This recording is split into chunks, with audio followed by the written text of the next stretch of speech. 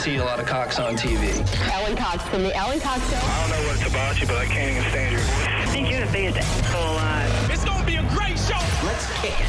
I'll say kick it, and you'll just kick it with a tasty groove, okay? 1, 2, 3, kick it. Kick it. Come on. God damn it. Could you one time kick it? What the?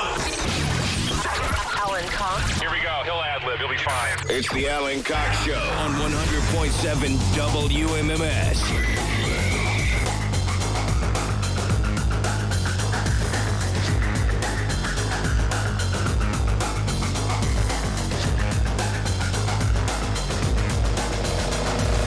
Hey, what's going on, gang? Good afternoon. Hi there. Greetings. Welcome, welcome. How are you? Good, good. Well, you look great. You smell fantastic. My name's Alan Cox. Thank you for being here. Say hi to Bam Bam Bill Squire. He's right over there. Hey, creepy hugs, everyone. Thanks for listening to and watching this episode of the Alan Cox Show. Don't forget to like, subscribe, and share a cold one with the boys. Did you know that you shared a birthday with Ice-T? Yes. Pretty cool. He turned 65 yesterday. Yeah. That makes him, let me do some quick math, older than you. Mm-hmm. Hey, Mary Santora is here, too. What up? Also Poundcake. older than me. Say what? Mary's also older than me. Not even close. Mary's also older than you. And Poundcake is back in Studio G. He's younger than all of us. I am. Afternoon, white people. Happy Friday. It is a Friday. Oh, my goodness. I feel a little silly talking about, I've heard it in weather reports, and I hear it in traffic reports. They refer to the holiday weekend because Monday is President's Day. And I think obviously for a lot of people, it's not a holiday weekend. So I feel a little sheepish in mentioning that since it's a company holiday, we won't be here on Monday. We'll be back on Tuesday. I was talking to Stansbury about this a little earlier. That whatever at the beginning of the year, we get a list of here are the company holidays. And this show takes all of them, right? We just take company holidays. But a lot of people, they don't know it's President's Day on Monday. No, what the hell is President's Day? Who cares? Feels a little silly to take it off. But guess what? We are taking off President's Day. I don't know what to tell you. Complain to Dave iHeartMedia. Or, furthermore, I'm sure there are plenty of people who might cherish an afternoon where I'm not on the radio. And so for those people, I'm kind of prepping you as well. But we're still on the radio. On the radio, on the digital application. Mm-hmm. I mean, I'll run a sum of show. Right. You will hear this show. Yeah. It won't be live, of course. But we will be back on Tuesday. Last week, this week, last week, this week, next week, and the week after that, 4 days of live shows. Because the week after next, we're getting preempted on March 3rd by a preseason Guardians game. This year's already flying by. You think it's flying by already? It is Mid-February, really? By. Yes, because I'm like, we're almost at March. And I understand that February is like the shortest month. But still, the fact that we're even talking about March, like in the next week or so. Oh, you wait till we start talking about St. Patty's Day, where we're going to be for St. I'm Patty's excited Day. for that, yeah. Mary won't be there. Don't from her. Texas. But we will be somewhere. And then hopefully our calendar is going to fill up pretty quickly. Hopefully we'll be out and about in a lot more places this year than obviously we have been in the past. If you want to join us today, while we are here, while we are live, while we are, as so many of you have called the Friday show, just filler until the Bill Squire Friday Get Down. That's fair enough. If you want to join us, you can send a text, 35192. If you want to call us, you can do that too. By the way, I hesitate to say this because it's so stupid and in kind of inside baseball. Is something happening with Gmail? Do you guys use Gmail at all? I use Gmail. I have Gmail. Yeah. For all this week, my inbox, I pride myself on my zero Me too. inbox.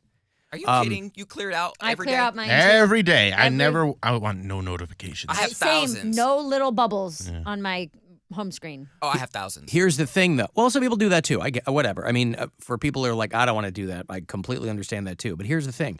I keep having all of my Gmail email from Thanksgiving week of last year keep going back into my inbox. So I delete them. I've emailed. Good luck, by the way, trying to get anybody in like tech support for any company now. You'll either talk to a little chat bot or something that won't help you at all. They'll just send you to their website. I'm like, I know how to find a website. I know how to find a support link. It's a lot of FAQ. I mean, but trying to get an email for a person in support is next to impossible. But so I delete them.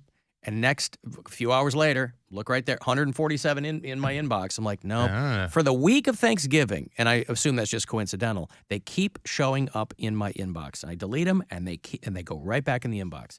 And I can't figure it out.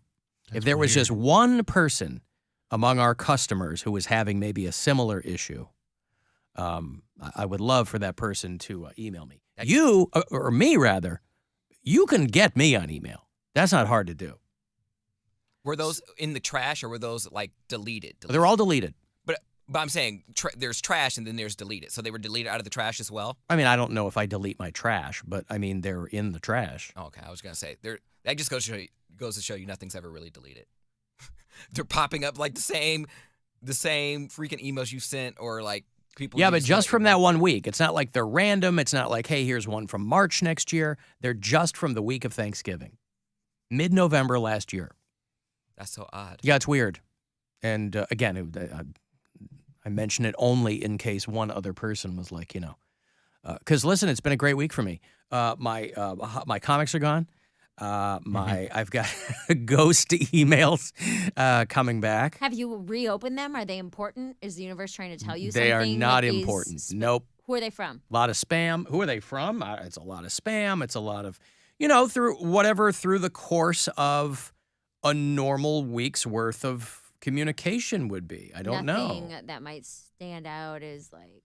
No. A but again, maybe 147 like emails from the week of Thanksgiving. So eBay notifications, Reebok spam, Amazon notifications, confirmations on hotel reservations, Reddit responses to me. It's all over the place. And so I don't know why.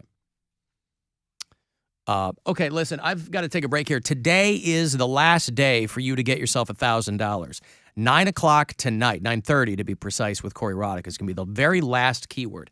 So listen, however many that is between now and 9:30 tonight, there's simply no way to tell. But listen for each and every one of those keywords, and that'll be your chance to win $1,000. Next one here is coming up at 2:30. The Alan Cox Show. On our free iHeartRadio app and your favorite smart device. Just tell it to play the Alan Cox Show on iHeartRadio. At Progressive, we know there's nothing like the feeling of riding your motorcycle with your buddies on the open road. It's a potent cocktail of thrills, laughter, and pure adrenaline. A feeling that would be impossible to recreate on the radio. Until now. Hit it, sound effects guy. I'm real proud of you, son.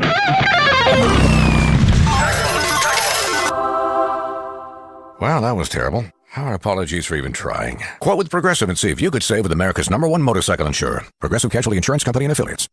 Searching for fun ways to spend your tax return? Boats for cats. Oh, flotation devices for cats. Don't waste it all on something silly. Spend smarter with Straight Talk. Get our Silver Unlimited plan for $45 a month with unlimited high-speed data and with nationwide 5G. Plus, get a Samsung A13 5G for only $99.99, down from $149. If you're looking to get the most out of your refund, your search ends here. Straight Talk Wireless. No contract, no compromise. 5G capable device required. Actual availability, coverage, and speed may vary. See latest terms and conditions at straighttalk.com. 4th through March 5th at the IX Center. Experience over 500 of the hottest new cars, trucks, and SUVs all in one.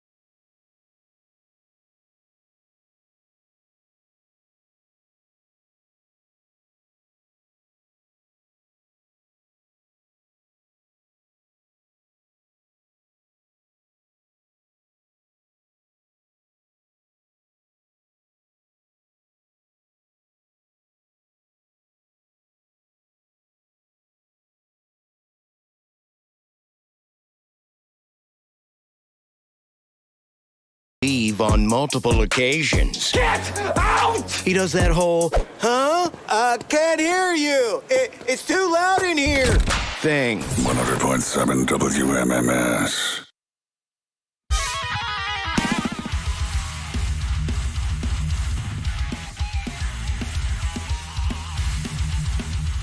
(216-578-1007) if you want to join us live. 800-348-1007. About 10 minutes away from your next chance to grab $1,000. We are in the last day of this round of Go Fund Yourself. So 9:30 tonight with Corey Roddick is going to be that very last chance. So plenty of opportunities still, literally in the 11th hour for you to get some money here between now and then. I got to hand it to Bryan Cranston. I'm a big Bryan Cranston fan. This is a guy who has been a working actor for decades and decades. You know, you ever hear him talk about his career, and he's very kind of nonchalant about making his living as just a character actor for a long time. He would do a Matlock. He would do a television commercial. He would do a Murder, She Wrote. Obviously, he got famous later in life. He was Tim Whatley on Seinfeld. He was, of course, Walter White. I appreciate the fact he's in a show now called Your Honor, which is dynamite if you watch it on Showtime.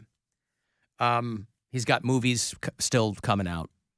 But he's a guy also who doesn't shy away from the Walter White stuff. He and Aaron Paul did another Breaking Bad commercial for the Super Bowl for chips. For some chips. They put him in the bald cap and they give him the goatee. And they're out there in the desert with Tuco saying, say their name. And he goes, Pop Chips, or whatever they are. You know, a lot of people, if they have a really, really well-known character that they've played, they kind of get a little precious about it. Sometimes they'll be like, well, I don't want to. There's a lot of fans who, Bryan Cranston does not care. I love it. Because it's not like Breaking Bad is still on the air. It's gone. And so I imagine any opportunity he gets to play Walter White again, he goes, yes, absolutely. I would have liked to, there's no opportunity for him to play Tim Whatley again. There's no Seinfeld reboot or anything. And so I assume it's for that reason that Bryan Cranston said that he is 100% in, if they can get it done, along with the rest of the cast to reboot Malcolm in the Middle. Which is a show I never watched. My wife loves Malcolm in the Middle. Love that show. It's a great show. Great. The one episode that's still burned in my memory, Bryan Cranston was late for work, and he was having like a bad morning, trying to rush around, and he was trying to shave and brush his teeth in the shower at the same time, and he mixed up the razor and the toothbrush. Yeah, and hilarity and blood ensued. Yeah, he was so funny on that show. Because he was just such a dopey, fun dad. Yeah. Like the roller skating episode was fantastic. There's an episode where he's cleaning out the garage and he finds his old records and he just like puts on Stuck in the Middle with You and he's just jamming out to it. He's just he's the best. So is the premise of that show that Hal the dad is just a complete dope? It's more around the kids. The mom is real mean and kind of insufferable. The older kid's a screw up. Malcolm's in the middle, and then the baby is like. Oh, that's why the show is called that. Yeah, and the younger brother's like babied, and he's the mom's little angel. And why didn't they call the show Baby on the End?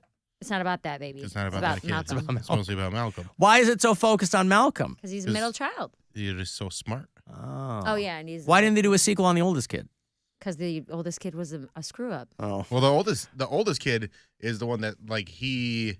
Every season, he's in a different location. Yep. So he starts off in military school, and then he goes to Alaska, and then he gets moved on. So he's never really around the family, but he's got his own storylines going on, which is very funny. I had the biggest crush on Frankie Muniz as a young teen. I didn't think he was cute at all. He was Malcolm? His head was too big. He was the one in the middle? Alan, yes. You seem so hard for you to grasp. Thinking about it now. I never watched the show. I can't assume the name of the show is so literal. What, Seinfeld was all about Jerry Seinfeld? I mean, give me a break. That show could have easily been called Kramer's Neighbor. What, Cody? I'm just saying, thinking about it now, I don't find him attractive whatsoever. But he was in Agent Cody Banks. He was in Big Fat Liar. Yeah, and I was like, oh, he's hot. But now this is a weird time for them, though, to say that they might reboot this show because Frankie Muniz has made a big deal about the fact that saying he's retiring from acting and just going to stick with car racing, despite the fact that I think it had more to do with the scripts aren't exactly piling up for him. But it's going to be weird if they come back and do this. But because I've heard Bryan Cranston describe the casting for Malcolm in the Middle, and he said he was the last person to be cast. They had cast every other character, and Jane Kasmerick was the wife. What was the Lois? Is that it was Hal and Lois? Yeah, right? Were the people on there? And it's always kind of been in my periphery. I've just never sat down and watched an episode of Malcolm in the Middle. But and he said he wasn't sure how to play that character, and then it occurred to him, the wife. He just figured out what all of the wife's characteristics were. She was super loud. He was going to play it super quiet. She was super brave. He was scared of everything. He's like, that's what that layout was. Their dynamic was, yeah. Right. But, and I know people love that show, but I was like, well, so is the guy just like completely feckless, or is he kind of in a pinch? He's a good guy. I guess I've got to start watching that show. He's a good guy, and he's a good dad. He just is terrified of his wife. But like also, well, he made it sound like he was terrified of everything. But he loves her a lot too. Yeah. And then the kids are, they're just, I wouldn't even say terrified, but like, he's just kind of keeps getting himself into these predicaments because he's kind of a dolt. Okay. But he's got a good heart. All right. Well, he said that he is thrilled that they might reboot Malcolm in the Middle. And he said it will be something exciting or nothing. He says that all of the cast are on board, but they've only agreed to do it, obviously, if somebody presents a good script. So Malcolm in the Middle, if you're a fan of that. I was always a bigger fan of Moni in the Middle. Moni in the Middle. Where's she at? She's in the middle. Moni in the Middle. Where's she at? She's in the middle. I know where Moni Love is. At any given time, she's in the middle. Malcolm, I guess I'll find that out. I kind of feel like the title's a spoiler. I don't want to be that guy, but, it would have been nice if I'd been able to turn it on and go, I don't know where Malcolm is. I haven't seen him yet. Focus on the mom and the dad. Let me come to my own conclusions. Let me do my own research on this show and come to my own conclusions. I'm going to trust you just because that's the name of the show. You guys agree with me, right? You know where I'm coming from. No, not at all. We literally don't. Yeah, give me 3 sides. You are on your own. I am? Brother. Yeah. Give me Malcolm in the Middle and 3 sides. That's what I want. I don't even know what a Moni is. You don't know who Moni Love is? No. What are you, a communist? Okay. Call me a communist, too. Anywho, you don't know Moni Love. Poundcake knows Moni Love. We're not 80. She's in the middle. Neither am I. Are you sure? You never heard Moni in the Middle? No. Oh, my God. Heard Moni.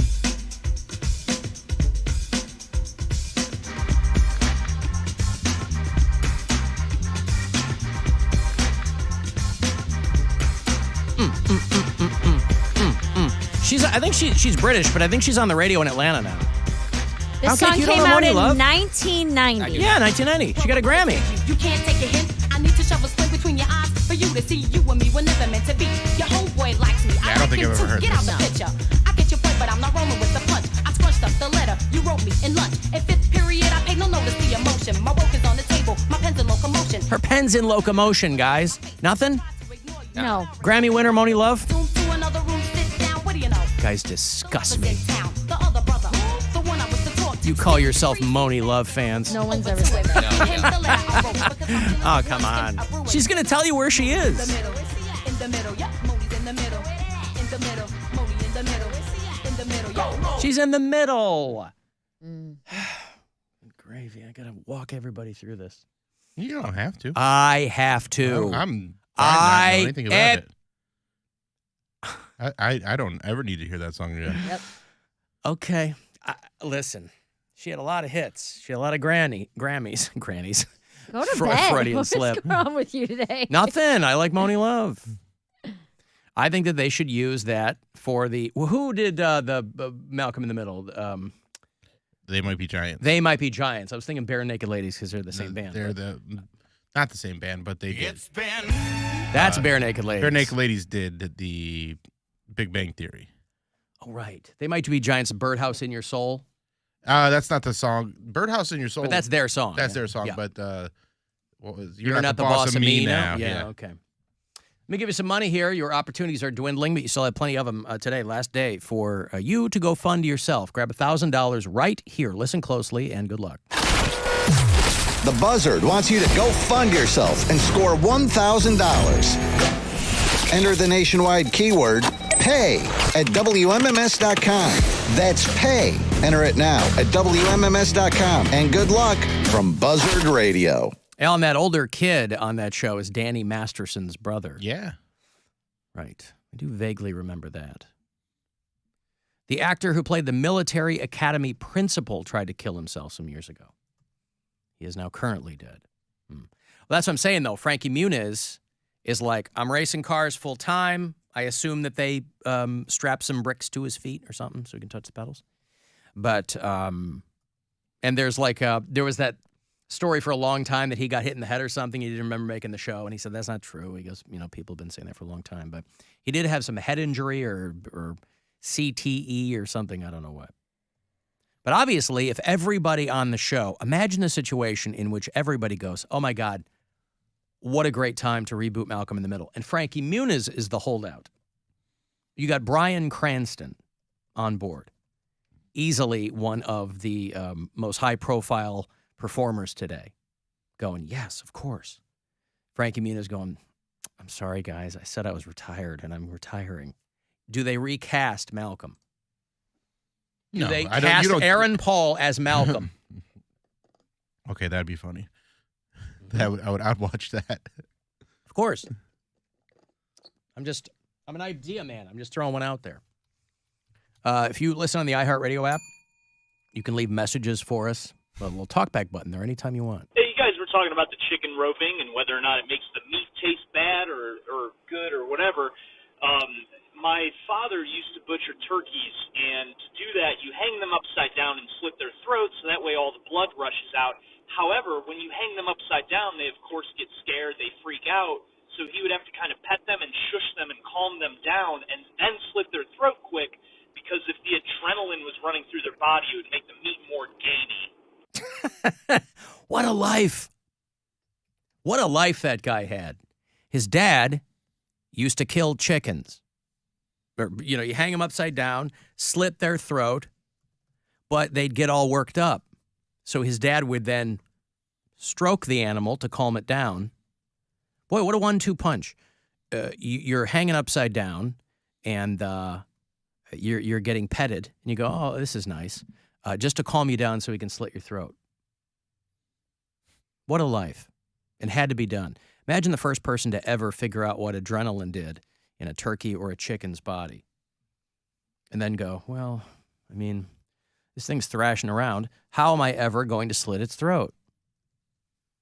By the way, speaking of choking chickens, Poundcake was talking about measuring himself, but his weekend had been so busy he never got around to it. And there was a blurb this morning about how doctors are concerned that a long-ranging study shows that average penis length has grown in 30 years, which to us lay people might sound like a great thing, but it's not slowing down. And they think that it's because of unhealthy eating habits. Makes your peen bigger? Everyone's going to be... This is the greatest advertisement for McDonald's of all time. Are you kidding me? This could not have come at a better time for them. I don't believe this. Because if that's the case, all the fat people would have, like, giant dongs. Well, you don't know that they don't. It's just they can't see them, and they don't work because of blood flow issues and diabetic concerns and things like that. No way. I don't believe this. Unhealthy habits, being mostly sedentary, possibly even pollution. Wait, so moving around makes your D smaller? Or like... You marathon runners. All those gym bros. Yeah. So... This was in the World Journal of Men's Health, which my subscription sadly just lapsed. They studied, there were 75 studies, about 50,000 men over the last 30 years, and said that their data shows that average penis size is continuing to increase. A 24% increase over 3 decades. So 30 years ago, the average Hard, by the way. I was going to say, do you measure not it? flaccid. Okay. Nope, not flaccid. Average 30 years ago was 4.8 inches. What are you laughing about? That's just the average. I know. Some guys are 12, some guys are 2. I mean, okay. Well, the average now, 30 years hence, 6 full inches. Whoa. He laughs at both. He laughs at the 4.8. He laughs at the, I don't know. There's something there. Well, again, I wasn't necessarily reading stats when I was in high school, but I thought when I was in high school, this is what I heard, that the average American penis was like 7 to 7.5 inches. I don't believe That's what I heard, and that was back then. So I don't know how it got down to 6 inches, but that's what I heard. I thought like 7 was like the average, so I just assumed maybe 6 out of 10 people, their penises were 7 inches and above. So you were doing your own research, is what you're trying to say. Honestly, Field work over here. That's why he's got to taste the city. Right. Got to report on it. I was going to say, from my humble sample size, I've encountered... Humble. That's so funny. My humble sample size, I've encountered way more larger than I expected. Way more larger. This guy. Way larger. Should have sampled some English classes. I did, and I didn't like it. But I've seen a way more bigger penises. Yeah, he does it again. I do have a huge penis. Oh, this guy. A lot more. Mm-hmm. Okay. So anyway, listen, it's something to for people who are, I don't know how many people are concerned. It's certainly something that you can do your own research on yourself at home. Who cares what's going on with other people? But, you know, I always think of Jonah Falcon. We've talked about him many years ago. Jonah Falcon was the guy who held the world's record for the largest dong. He came in at a full 13 inches.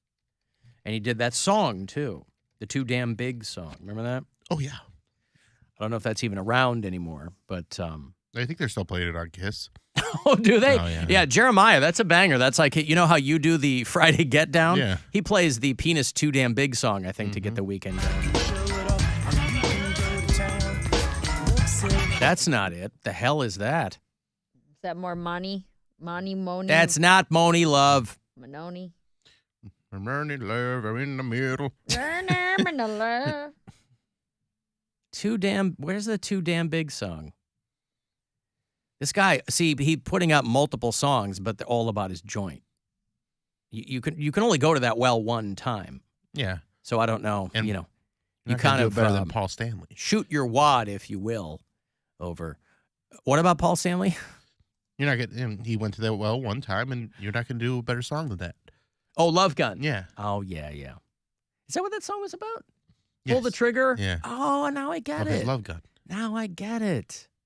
Oh, boy. I got Malcolm in the Middle today. I get Love Gun. Who knew that was about a penis? I thought it was about arms control back in the day. So, listen, I take great comfort in knowing that whatever happens, let all these scientific suckers do their research. Poundcake's going to be out there getting more, better data all the time. More, better data. More, bigger data, more, better data in his own humble, I don't know. See if you're a lot more larger than normal. That's what I'm saying. See, your hook could be you're the tape measure guy. Yeah, you got to get notches on the inside. on the inside of your mouth tattooed. I was like, you don't have to do that, but like I could have something, I don't know, up my thigh, like, you know, marks there, or just do it on your wrist. Like a tattoo? Yeah. I don't know, on my wrist. Like maybe maybe do it. now Make it a face tattoo. No, I was gonna say, now that my butt cheeks are more toned, I can spare one, or maybe like on the inside or something. You want a flat surface. Your butt's too round. Now on the inside, on like the crack. What the hell is he talking about? Needle on the coin slot already. Yeah. He's already laying this out in his head. Well, I'll let you consult your physician or your local tattoo artist for that. I haven't gotten a tattoo since I was under the age of 18. I haven't gotten a tattoo in my adult life. Imagine the first one I get is a measuring. What do you need this for? Oh, just in case I don't have access to a ruler or a measuring tape. A buddy of mine just got another, I guess years ago, he got a tattoo on his left ribs. And he just got another one on his right ribs. And for whatever reason, he's like, boy, did this one hurt. Mm-hmm. I mean, it stands to reason that if you're going to get a rib tattoo, I mean, that's not, there's not a lot going on there. You figure that would really hurt. He's like, yeah, the left one wasn't that bad years ago. And so I went into it thinking it was going to be that kind of an experience. He's like, God damn, did the right side hurt? So, Mother Nature's crazy. What are you going to do? I'm scared now. Follow your bliss. I had something to prove when I was under 18. Like, I was in the closet. What did you have to prove? You're trying to butch it up. Yeah, I was like, masculine guys get tattoos. If you want to be butch, what's butcher than a tattoo? It doesn't matter what you get, as long as it's a tattoo. Now, I'm like, I don't know if I could take it. Back then, I was twitching. Like, I remember the tattoo artist that was doing my arm. He's like, your twitching's a real problem, man. You're going to make me mess up. I was like, I can't help it. Yeah, you're going to end up with no regrets. Just like how I was after the pooping incident. Like, when you guys filmed me pooping, I broke out in hives. I did the same thing with my tattoo. And my mom was there because she had to, sign off on it. She's like, are you okay? I'm like, yeah, man. It's fine. It don't even hurt that bad. It just feel like a cigarette burn. Like, it ain't no big deal. He's so twitchy. He's just one big, huge twitch. He's just one raw nerve all the time. Yeah, but that Did you give her your butch laugh when you were? That's so funny. No. But 16. I'm an advocate now for waiting till you're 18. I don't think anyone should be getting tattoos under the age of 18. Oh, you did it, but you don't want anybody else to do it. I see. But it was good enough for me, not you kids, though. Well, my life has drastically changed since then. So yes, I now that I can say that I lived it and not necessarily regret it, but I can say that I have a testimony now. Don't do it.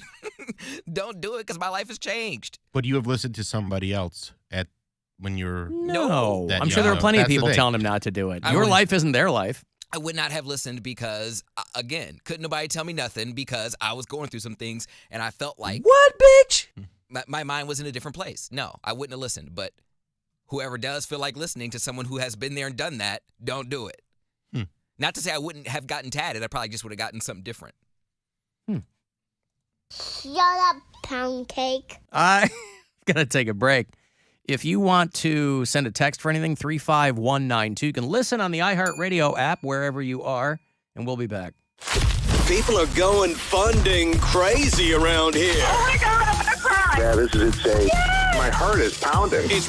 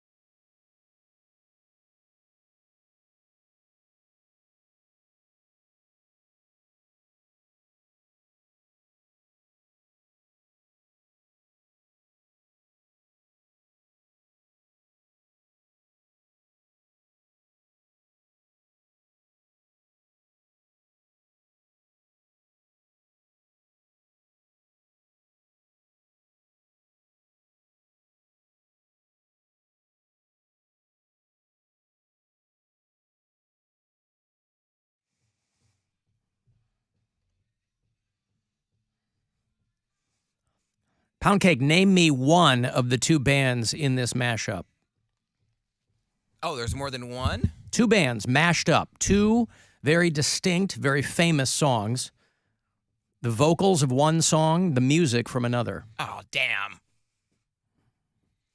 Again, I just like knowing where your brain goes. You won't get them, but I like knowing where your brain goes.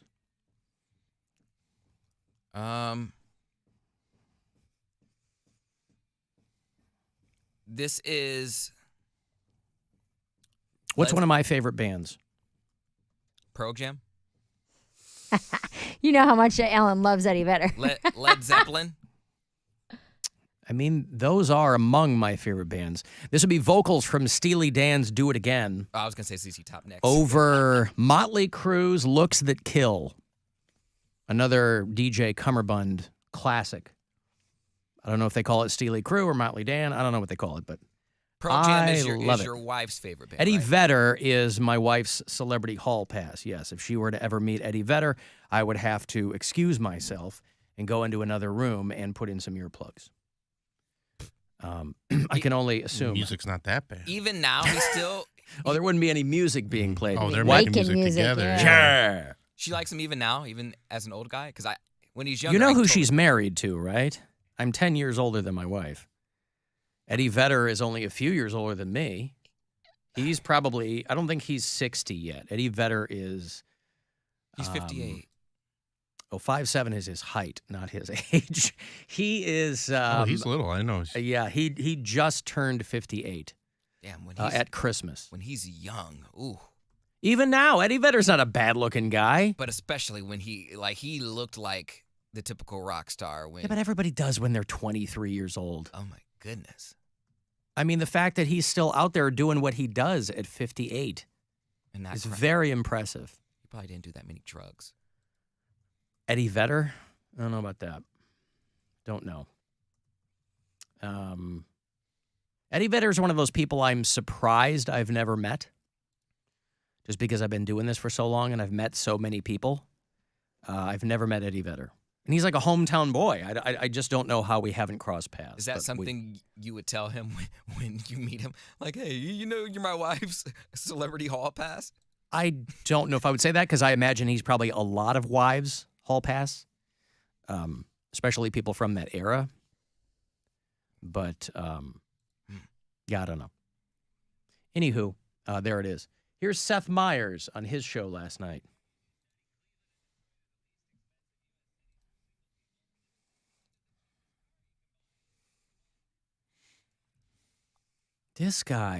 Bill, that guy was the head writer for Saturday Night Live for a long time, and he doesn't even know that if you have a car, you don't have to walk.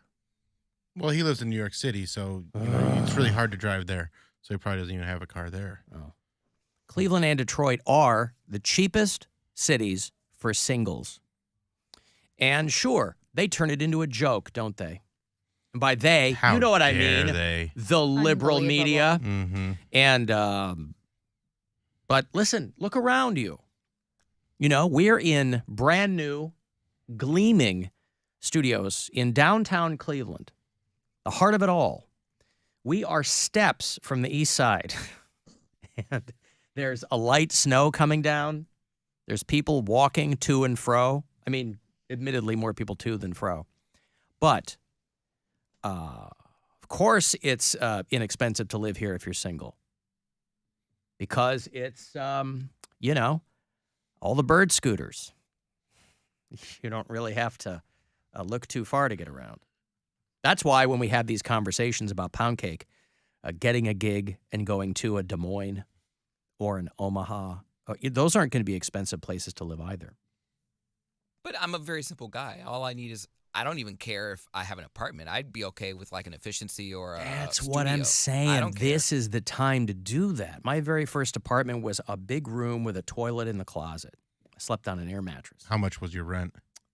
$350 a month. Oh. In a terrible neighborhood in Chicago. My first $350. Wow. My first apartment was an efficiency in Tremont, $230 a month. That's crazy. In 2006. That was my college rent. Or 2005, I think I moved in there.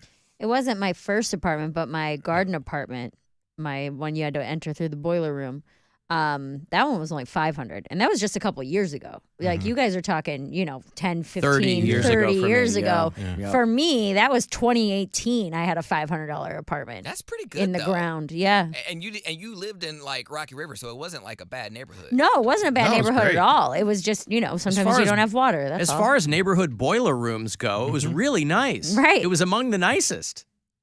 If you're gonna Freddy Krueger cosplay, I recommend doing it in Rocky River, Ohio. I think my divorce apartment, which had a view of the park, I was on the 5th or 6th floor, I think, maybe 7th. I don't remember, but it had a nice view of the park over there, just on the other side of where your apartment was, Mary, and that was like $575 at that time. So. That's so funny because my divorce apartment had a nice view of the park. Lot. Get it? Because I looked out my window. Cars. Put up a parking lot. Just cars. Pave a paradise. I was looking down on the metro parks. It was actually quite scenic. Love a good view. Love a good view. And that's one thing I don't care for with you.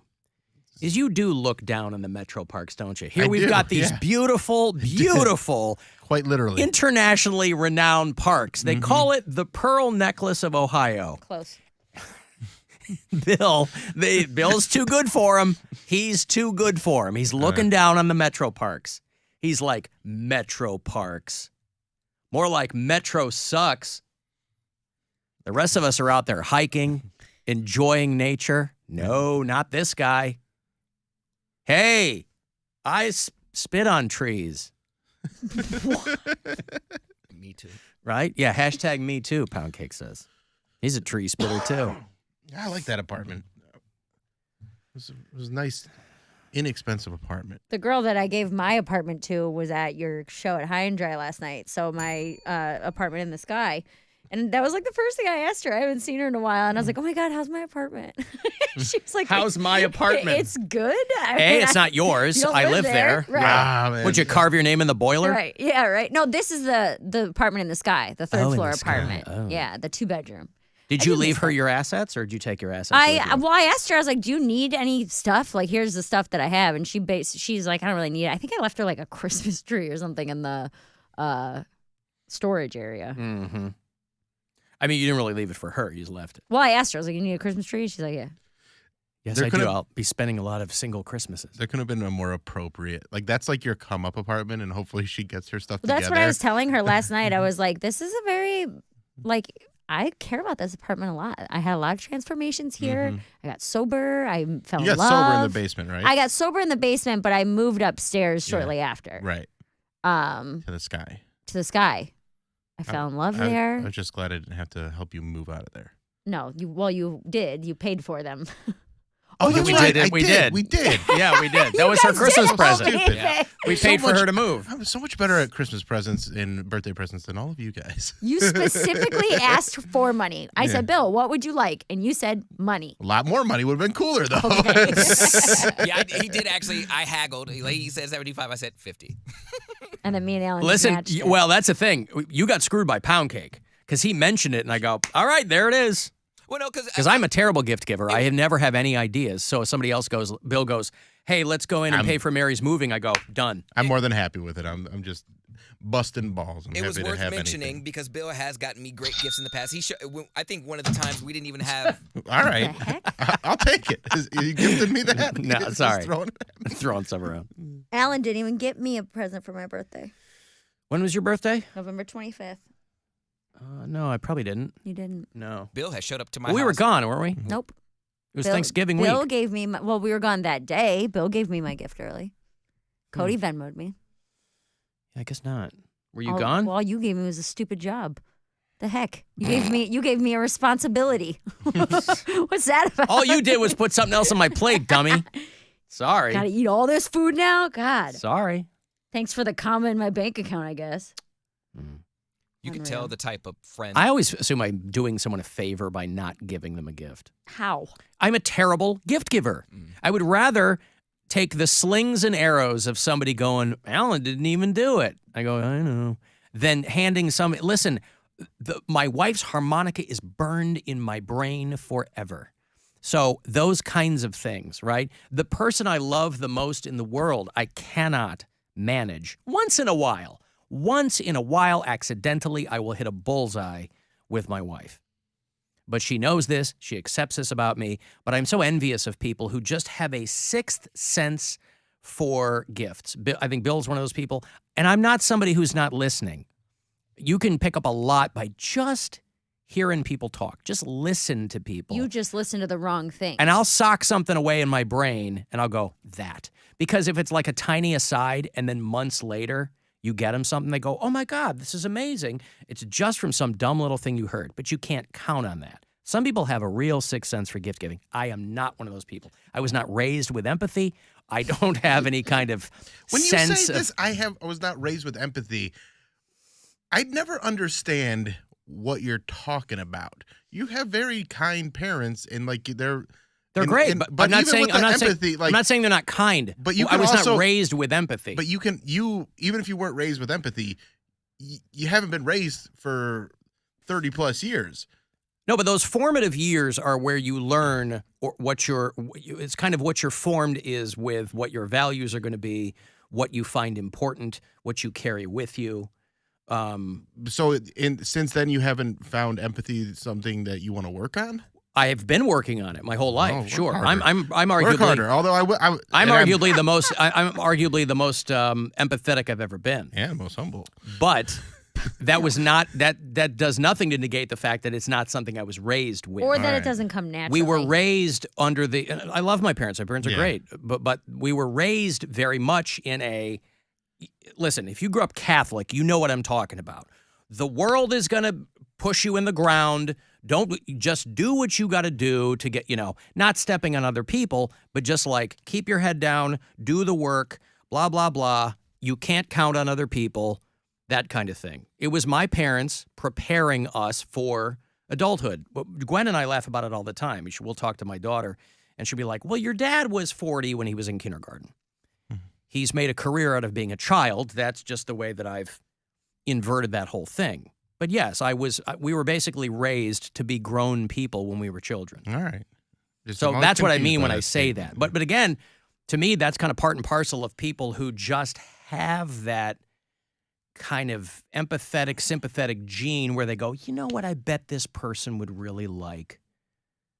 I feel like I have it, but I think you do. Gone in a different direction with it, where I used to do it just because I was a people pleaser. Mm-hmm. And it was just one of those things where I would go out of my way to try and be nice to people just to try and make them like me. But now it's more of a thing where it's just like a golden rule type ingrained in me. Like if I'm in a situation, I'd want someone to treat me with kindness. So why wouldn't I treat them with kindness kind of thing? Or, if someone's going through a hard time, why not look at it from their point of view rather than be like, well, I wouldn't handle it that way. Right. That kind of thing. And I'm not perfect at that. I'm close, but I'm not. I've learned that I'm a lot more like my mom than I thought I would be, that I would like to be. Because my mom, in a lot of ways, she can sometimes be a pushover, and she's very empathetic. And then I have gotten that too. Along with my anxiety, I feel guilty for people. Like when I do cool things, when I go on fun vacations, stuff like that, I feel guilty that other people don't get to do that. And so my girlfriend's a lot like that, where not me, bro. I feel so guilty. I feel bad. I'm like, how? You came from, we both had pretty similar upbringings. I came from nothing. You didn't have vacations and crap growing up. Why would you ever feel guilty that you can afford to take yourself on a vacation? I don't know. That's what I'm saying. I'm not saying that that's the right feeling to have. It's his half-white guilt. Because he knows he didn't work for it. I'm a full white and I don't have that guilt. I don't have that guilt. I said because he knows he didn't work for it. He said because I said Oh, you he's know got you it. didn't work for it. He's got it on a payment plan. Honestly, because I feel like people look at my Instagram or like the pictures that I post, and they probably think like, "Wow, Poundcake's out on vacation again." He probably lives a very glamorous life, and I'm not telling the whole backstory of my friends are literally paying for me to go, and I'm gonna pay them back in a payment plan. Right, but that's why I'm being honest here. But people also know what you present to them. So if you don't post anything, they wouldn't think anything. And my point is that let them think whatever they want. If you have a glamorous life or not, you shouldn't feel guilty. I think perspective is important. I would never feel guilty doing things. No. But perspective is, listen, there's winners and losers, man. There's no way around that. Well, and here's Just a question. be cool about it. Cody, one thing that is guilt is what I'm learning in therapy. Guilt is something that's a big motivator for me because my mom always made us feel super, super guilty about things to make us do the things that she wanted. Yeah. Like that was I was think like that's my a people generational thing. Well, it's generational, but it's also, I think it's a religious thing. Yeah. Like there's, I mean, Alan talks about Catholic guilt all the time. There's a lot of that in Mormonism. There's a lot of that in any religion. Pentecostal, like all that stuff is. They make you feel really bad for not doing whatever you're, quote, supposed to do, right? But there's a difference, I think, between doing things because you feel guilty for it and doing things because you're finally able to. Like, I had to get over denying myself things. There was honestly, up until like 2 years ago, if I wanted anything, I bought it for myself because my parents made us feel so guilty for wanting things. When they'd be like, we have $100 to our name. I can't believe you want a candy bar. Like, they would say things like that. I'm dead serious. Like, my whole life. Well, yeah, I can't believe you want a candy bar if your family has $100 to their name. I'm 7. I'm supposed to want a candy bar. That's my whole thing in life. Now is I we're want like chocolate. $100. But I don't know what money is. You know what I mean? So they But would this say is why things we were like that. raised to be adults when we were in kindergarten. They were saying things like that to us our whole life, where they're like, if you want to go to the movies with your friends this weekend, then your sister doesn't get to eat lunch on Monday. Like, things like that. And you're like, well, cool. So for a long, long time, I was like, I make my own money. I buy whatever I want. I eat whatever I want. And like, that was up until a few years ago because I think I was made to feel so guilty for so long. Well, not only that, it's 100% manipulation, but it Oh, also yeah. happens to be true. But that's not fair to do to a I child. know, but it's important to understand. If I was 16 maybe and didn't have a job and was trying to spend up all their money, sure. When I'm 12, How young is too young to learn financial literacy? when you're telling me you can, if you really love your friends that much and you would risk not having food, like, oh, okay, Yes, cool. of course. Cool, guys. If you have that, your sister can't eat lunch. That's a very ridiculous. powerful incentive. People want to know if that girl in your place is finding any immoral Twizzlers. Oh, she hasn't mentioned it. All right, If she she's has been. eaten them and is embarrassed about it. Dude, you know what's so probably. funny? As an aside, real quick about the Twizzlers, Blake, Brian's daughter, her favorite thing in the world is Easter egg hunts. Easter might be this kid's favorite holiday. She loves Easter egg hunts. And I came home from the road the other day, and she was all like proud standing by the door. She goes, I had some Easter eggs for you to find. So we had a little thing where we went back and forth hiding them. And then I went to go put on my boots yesterday, and I shoved my foot in and cracked open an Easter egg. And there was like a year-old Skittles and stuff in my boots. Oh, God. And Brian goes, oh, look, it's just like if Tony lived here. Yeah. My brother hiding the Skittles. Year-old Skittles, by the way, still edible, still good. Yeah. Yeah. Well, they were in my shoe, but I nevertheless. escaped the Twizzlers from my brother, and now my stepkid is hiding Easter eggs in my items. So I'll never not be on a wild goose chase. Boyfriend's Whatever, daughter. you're right. My boyfriend's daughter. What did you call her? God, stepkid. What's the matter with that? It doesn't. Because wait for the text to blow up. Yeah, not, right. What's his face? Not Maslin. Not guy. Maslin. Well, yes, you're not married, so. That'll never be your kid. You could never be a mother. People are crazy. Well, you don't want to be either. It's insanity. Okay, I've got to take a break here. If you want to get a text for something, 35192, I will have another $1,000 for you. Today is your last day to go fund yourself. So each and every one of these keywords is important. You want to grab that money. After the break, I'll have that last pair of ministry tickets for you, too. They are doing a headlining date here at the Agora in May. So if you want to get to that show, I'll get you here in a minute.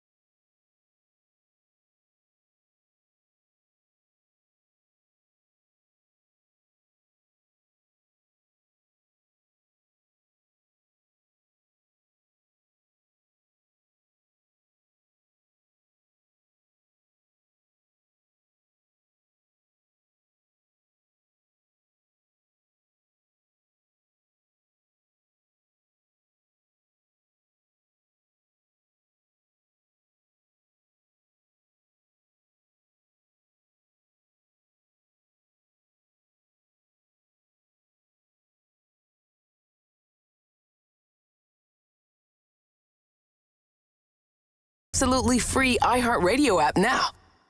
From the Mazda of Kent studios. This is 100.7 WMMS. Check out the all-new Mazda of Kent. MazdaofKent.com.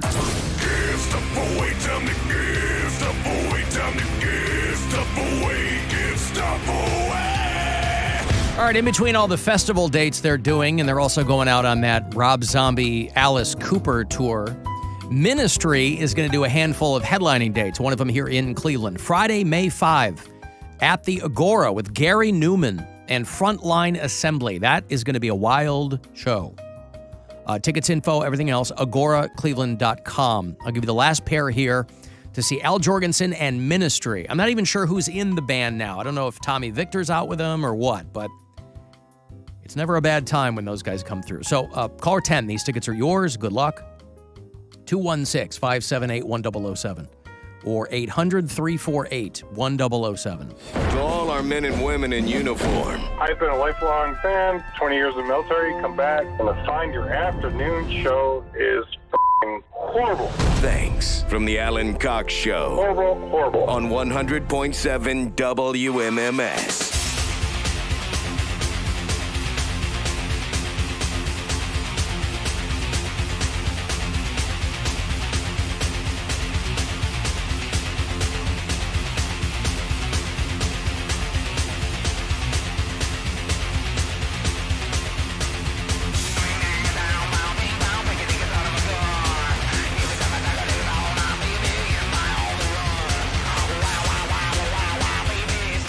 I mean, when it comes to hot rod building, you want to go with Jesus. Today's the last day, by the way, to get yourself some money in the way of $1,000 of each one of these keywords to go fund yourself. So listen for each and every keyword. Still 30 past the hour. 9:30 tonight is going to be that very last keyword with Corey Roddick. Cavs are off through All-Star Weekend. They're back, I think, next Thursday. They're going to play the Denver Nuggets here at home. So tonight, the full Corey Roddick experience, and 9:30, that last keyword. So between now and then, listen for each and every one of these keywords for you to win. Next week on the show, will be out Monday, but Tuesday through Friday, I will have passes for you if you want to get to see Ugly Kid Joe. Stansbury was giving these out for Big Hair Wednesday. They're going to do End of May at the Agora. If you're a Yellow Card fan, they're celebrating 20 years of Ocean Avenue with May Day Parade. Ding. Story of the year. Cleveland Auto Show is back. End of this month, next week through beginning of March. You get a 4-pack of tickets for that. And Impractical Jokers are coming through. Normally, you'd be contending with Practical Jokers. These guys have positioned themselves as being impractical. What form does their impracticality take, by the way? Do they overspend on sundries? Do they take private jets? Do they increase their carbon footprint? Does anybody know? You guys are fans of these dudes. I think it's the sundries. Yeah, that's it. Is that what it is? Yeah. Yeah, I finally saw one of these shows, this Impractical Jokers. They have a TV show. Everybody's like, oh my God, they're so funny. And I was waiting while something was being done to my car a couple of months ago, and they had the Impractical Jokers on television. Bro, you should have just taken your car to Terry's. They'll pick it up for you, they drop it off for you. You don't have to sit around and wait. Well, had I known. So I was sitting there watching Impractical Jokers. They are going to do the Romo Fijo on June 3rd. So if you dig those guys, I'll have those tickets next week. Today, you still got a shot at that evening with Charlie Sheen. I'll get you the clutch tickets. And you want to go see Disturbed this summer at Blossom. We'll hook that up, too. On the subject, before the break, we were talking about, or we got into inexpensive places to, Cleveland and Detroit top the list for singles, inexpensive. There's also a list of the best cities for people who consider themselves minimalists and ways that you can live that kind of life. And I didn't see us on that list, but I did see Cincinnati on that list. I've never been to Cincinnati, only through. But for people who are looking to do more with less, places like Salt Lake City, which is number one. Salt Lake City is a beautiful city. But if you're looking to live a very minimalist lifestyle, that's, I guess, where you want to live. I love how they put Cincinnati on this list, the city that adds spaghetti and beans and all this kind of stuff to their hot dogs and chili. Like, yeah, but you don't need anything extra, right? Go to Skyline, get 14 inches of cheese on top of your hot dog. It doesn't seem very minimalist. Are you saying that that's a maximalist approach to food? Correct. Well, you might be onto something there. I don't know that they even considered food. So for that criterion alone, you're saying remove Cincinnati. I feel like it is not a minimalist in that sense. That the thing that one of the things that they are most known for is overindulgence. Oh, but just in the spaghetti hot dog sector. Correct. Right. But The chili spaghetti hot dog sector. But that's like what they're known for. What they're known for. But it minimizes the things that you can do the rest of your life because you spend so much time on the toilet afterwards. And with heart disease. So, yes. I see. Yes, and minimize the amount of time. Minimize your life. Yeah. So you gotta look at it from all the different ways, not just the piles In of the cheese moment. and the wet spaghetti. Okay. Piles of cheese. That's just ugh. It's so much cheese. They I've measure never it in had it. inches. I'm not even joking. Yeah. Like, we get 4 inches of cheese on top. You're like, that's the most cheese I've ever seen. That's not even an average penises. I was going to say, over 30 years, they noticed that the cheese has increased on Skyline Chili. Do they put spaghetti in their chili? Is that Yes, what we said? that's Well, the they whole put thing. And they- Chili on their spaghetti, They right? put chili on their spaghetti. and- That's Which, by the like way, the 5-way, I think. doesn't sound bad. It's not. But But I'm it's the saying quality it's of not the chili. minimalist Well, yeah. to have a 5-way chili. Also, it is bad. It's so bad. It should be has good. cinnamon in it. It should be good, but the chili's garbage, and then the spaghetti's too wet. Spaghetti's too wet. They don't drain the spaghetti before they add the chili to it. Now you're left with the soppy mess. 3-way, 4-way, 5-way. There's a ton of different ways you can get it. Yeah. Out of Italian food, spaghetti is the Don't only. call Skyline chili Italian food. No. I'm not. I've never had Skyline chili. But Italian food. What I'm saying is, I'm afraid to have it because I don't really like Italian food other than like chicken parmesan and spaghetti. What are you not afraid of? But Give me one thing you're not afraid of. Zero fear registers with you on Growing penis sizes. What? I'm afraid of not being afraid. See? Wait, you're afraid of not being afraid? So one of your biggest fears is lack of fear. Is being brave, yeah. I know it's all over for me brave. when I'm not being brave. Yeah, okay, well. Anyway, best cities for minimalist lifestyle. Cincinnati's on that list. Boston is the only place where more than 10% of people walk to work. Salt Lake City has a very short commute time and blah, blah, blah. Is Cleveland on this list? You ask, we are not.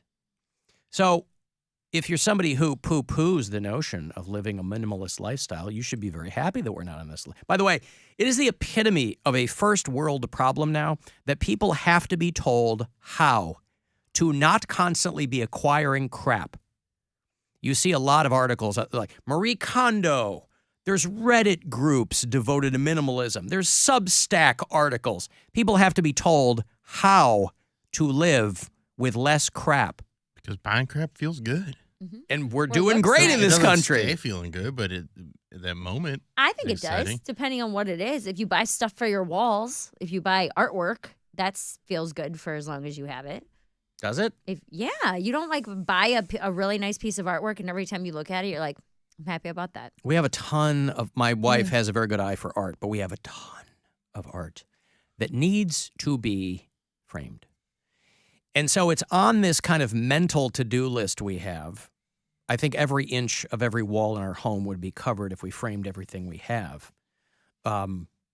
But I don't know that that's, I don't know. But that's kind of the example, though. When you look at it, you go, boy. But you didn't pick it out. Yeah. She did. So Well, when some she of- looks at it, she'll I've probably got- be like, this is great. I'm so happy we But have also, this. if they got so much of it that they haven't even gotten it framed and haven't hung it yet, that's exactly what we're talking about, where like you're buying something, you're getting that rush of like, oh, I bought something, and then you're not doing anything with it. You Right, know, but that's- so do something with it is my point. You talk about... don't tell me, tell Alan. He's the You know one what who's I'm saying? You talk about the rush wearing off. Well, Yeah. that rush doesn't wear off if you do something with it. If you're just going to buy artwork Right. to put it in a closet. But I think there's a lot of things that we buy. You know, there's good purchases and there's like frivolous ones. Where we, impulse purchases, yeah, sure. Impulse, or even just like, you know, me cutting back on shoes. I love getting shoes. I still appreciate all the shoes I have, but I don't need them right now. Sure. And I'm like focusing. So You can only wear a pair at a time. Yeah, and it's I'll start wearing them on my hands, and I'll show you. Wear one of each. Yeah. He's going to become a quadruped just so he can really blow through all those shoes. Mm-hmm. I got money here for you. Last day for you to grab some, so I hope in the 11th hour here, you are my winner. It's a chance to go fund yourself $1,000 right now. Good luck. The Buzzard wants you to go fund yourself and score $1,000. Enter the nationwide keyword BANK at WMMS.com. That's BANK. Enter it now at WMMS.com. And good luck from Buzzard Radio. You can leave us messages any way you like. We've, of course, got the messages in the iHeartRadio app, but you can also call the After Hours line, which is 216-986-8903. Hey, Alan, podcast listener, catching up on Wednesday's show. You had made a kind of funny joke about how they're going to change Columbus to Indigenous People of Ohio, the name of the town there. And it just brings up a funny point that, when we talk about how evil, genocidal Christopher Columbus was, which he was, people seem to want to romanticize Native Americans as if they weren't committing, genocide towards each other and endless raping and pillaging of each other's tribes.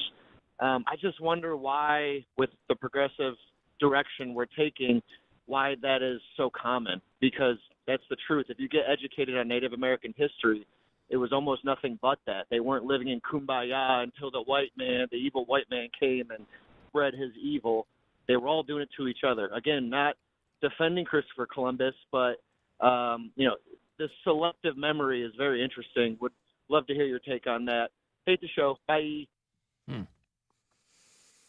What were you saying, Poundcake? It's just a whataboutism. Well, no, I don't think... that's the same thing they used to say with the slaves. Like, oh, well, we didn't invent slavery. Your own people sold you to us. Black on black crime when that was... Right. Like, so what's the excuse but for that's now? also not a big secret. Like, the issue has never been... He talks about romanticizing. No one said that... It was all Indian tribes were sitting yeah. around. Right. The issue's never been about what tribes were doing amongst themselves. Colonizers killed them for their land. That's what people are talking. They weren't taking offense at little internecine battles between tribes, right? People have lived on this continent for 12,000 years by the time Columbus showed up. So it's not about that. So they're like any other large collection of people, right? Because human beings are human beings. And so, yes, war, but that was all within those communities. We have tribes of people now can't get along, right? That's essentially what everybody refers to culture now, people, tribes. So, but if aliens showed up and said, well, we want this planet now, we're going to kill all of you for it, that would have nothing to do with how we treated each other. It's the difference between whatever a group of people is doing within their own group and somebody from the outside coming in. I didn't realize, I don't think that anybody's questioning that. I don't know. But the takeaway is that Poundcake is pro-slavery. I think that... I'm sorry? I'm not pro-slavery. Oh. Well, then I misheard you. No. Would you go on a breakup vacation? What does that I was mean? reading about breakup vacations. People that break up, and then they go, you know what? Last hurrah? Last hurrah. Yeah, I like that. Like a severance pop or That's something. how my last relationship ended. We did we were on the outs. We decided this isn't going any further, so we did one last night where we hung out and did all our favorite things, and then never saw each other. But again. this is like an actual trip. Well, what I was reading about was this woman who was talking about how she and her boyfriend of 5 years had broken up the day before they were set to go to France. So in that situation, they go, screw it, let's go. Well, yeah, right? I think of that. But part of the other conversation was somebody that you broke up with, would you just go somewhere with them? Because there's so much pressure that's off you when it's done, right? You're just like, are we supposed to have sex now? Like, are we, what, but you can talk about whatever you want to talk about, and then you come back, and it's all done. I mean, why not just wait till the vacation's over to break up? I don't know that I would plan a vacation. Do it on the plane. Because then you have all the pictures of stuff you did, and well, you wouldn't take any pictures. I don't think you're taking pictures on a breakup vacation. No, you have someone. No, he said you wait take a lot until of- after the vacation to break up, Yeah. but you've got all those pictures But if because the you're- other person doesn't know you're breaking up with them. If we broke up, I'm not going to plan a new vacation with you as the last hurrah. You're not. This is okay. talking like day it's already before, planned? though. Right. If Yeah, it's yeah. already planned, we're going. Yeah. I am not going to, like, if Brian and I broke up tomorrow, I'm not going to be like, do you want to go somewhere this weekend? You wouldn't. Like, that's no. my question. Why would you? You wouldn't still Why go not? to Arizona with him? That's an already planned vacation. But if it's far enough out. An already planned vacation I will take. I am not going to plan a vacation as a last hurrah. How far out on a planned vacation? Yeah, that's what I'm Paid saying. for. Paid for. So let's say Can't the get a vacation refund. is in October. You guys break up in May. Nobody's paying for a vacation 6 months out. Plenty of people do. We do. You pay for your entire vacation 6 months out? Yeah, all the reservations. Yeah, you plan it out. I mean, we plan it out, but I don't pay for anything until about 2 months out. Okay, let's say 2 months then. Okay. 2 months. You pay for it. The thing is 2 months away. You break up the next day. You still go on that trip. 2 months later, 60 days later. 2 months Paid is for. a long time. Well, you said paid for. I know, and it is paid for. And I'm wondering how far out. And all the reservations are made. Yep. But now, guess I'd what you've say got? within More reservations. A couple weeks. Couple weeks. A okay. month would probably be my max. What if you're past the refund date?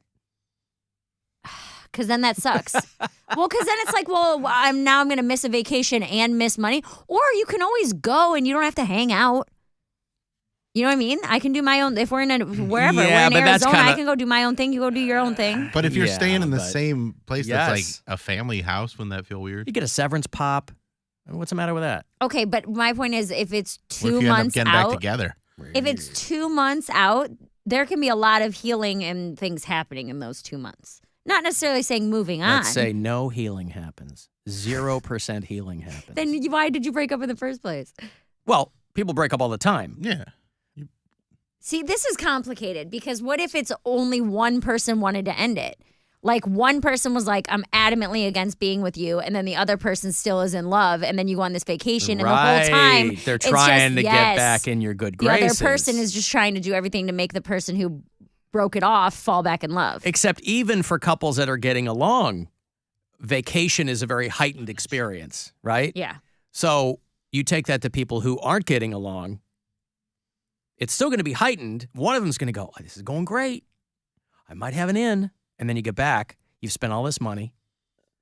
You've got fond memories. And they go, see you when I see you. Yeah, I don't know. All right. Other side of the coin. You get the vacation planned. They say, I'm not going. And then you can take someone new. But Yeah, you JB can't- Smoove on Curb Your Enthusiasm. Yeah. He's You trying to find a can't- one with the same name. I was going to say, you can't do that because of the Well, airline but like tickets we're and saying stuff. in this, it's a driving vacation. So you're Road trip. Yeah, it's a road trip. I would take a friend probably. You I'm not take a going to take friend? like a new guy. I would take my sister or something like that. You wouldn't crowdsource a dude. No, I'm not that person. But it's a sex camp. I take my sister to sex camp. Well, that's what I'm saying. You got to take someone you want to have sex with. It's an ayahuasca sex camp. So Yeah. you're going to be vomiting, pooping, having sex. All the most romantic things on the world. That's right. In the world. Exit only. No. All right. This is I can't Ayahuasca give sex camp is on incarceration. I feel like this is too complicated of a situation to say I know, I yes, keep moving I the would chains. go or no, I would not go. Yeah, the chains are fun to move though. Ayahuasca, I could walk sex camp. Ayahuasca sex camp? That's hard to say. Ayahuasca. Not really. Ayahuasca sex camp. Yeah. I guess I would have. I don't want to have sex with anybody else that soon. I'm one of You're those no people fun. who mourns a breakup. Oh, God. Like Oh, I come know, on. but I'm one. Sorry that when I get broken up with. I'll process or end my something. feelings. Yes. Nerd. Oh, you're saying you mourn a breakup when you get broken up with, not when you do the dumping. Or when I do the dumping. No, you Yes, I don't. do. Where No, it's 'cause like you've I'm already- not about to just hop in bed with the next guy. No, but by the time you do the dumping, you've worked up to it. You knew it was coming. When you get dumped, No. you didn't know it was coming. I mean, it takes longer when you are the dumpee, but when you're the dumper. But I'm not like breaking up with a guy. I have never broken up with someone because I have already found someone else. I've never done that.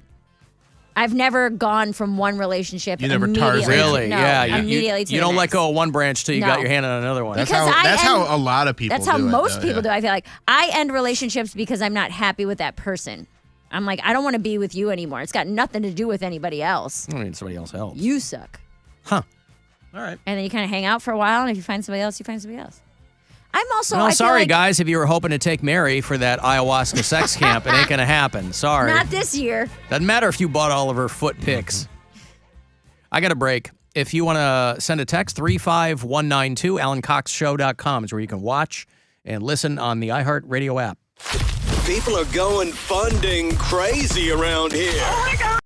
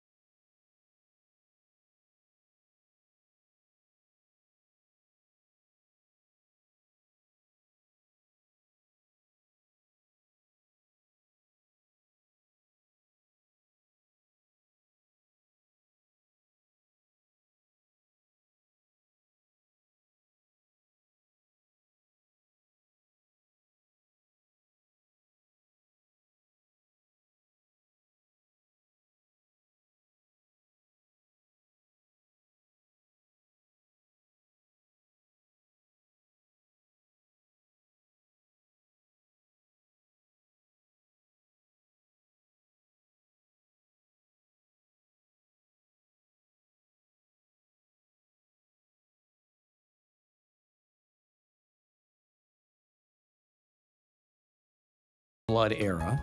Somebody mentioned that he came through for a Indians game in 2016 or something like that. That sounds right.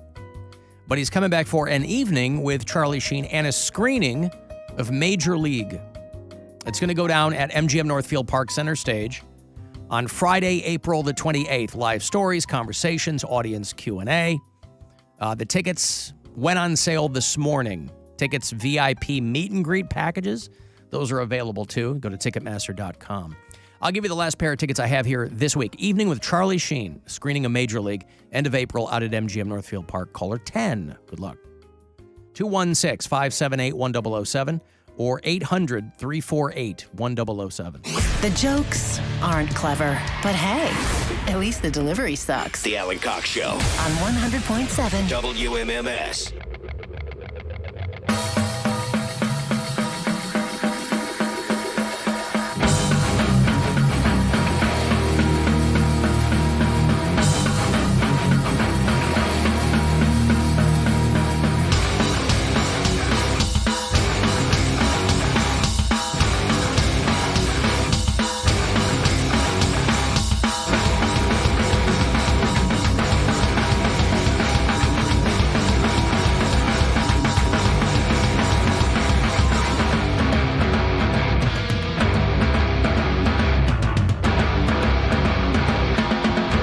One of the Metallica albums that Metallica fans hate the most.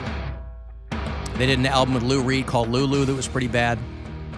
But most Metallica fans will agree that they hate Saint Anger. You can count on one hand. This album's 20 years old now. This is the last song on it. You can count on one hand the people who like Saint Anger. And I am one of them. Even as a drummer, my drummer friends were all aghast at what Lars had done. It sounded like he was playing on garbage cans the whole album. I liked it. I think admittedly it was a Pro Tools album. There's a lot of stuff being done on that album that you'll notice they haven't really been able to replicate live. Metallica still gets really defensive when people piss on Saint Anger, but they also know that the audience really isn't that into it. You know, they don't play a lot of Saint Anger songs, if any, if you see them live. They're doing that tour this year and next year where they're doing 2 nights, 2 separate sets. We sent people to Detroit for the shows this fall. Over the course of 2 nights, they're probably going to do a couple of tracks from Saint Anger. But the album is also smack dab in the middle of Rolling Stone's 50 horrible albums list. And I love these kinds of lists because obviously they're completely subjective and whatever, but it does remind you of some albums that maybe you don't think are that bad. And I always think of Saint Anger.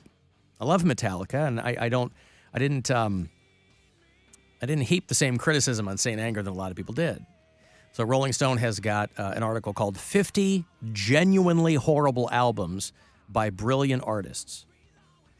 So it's basically the people who are the best at what they do and what they consider to be their worst album. So you've got John Lennon and Yoko Ono. You know, what was Bowie's worst album?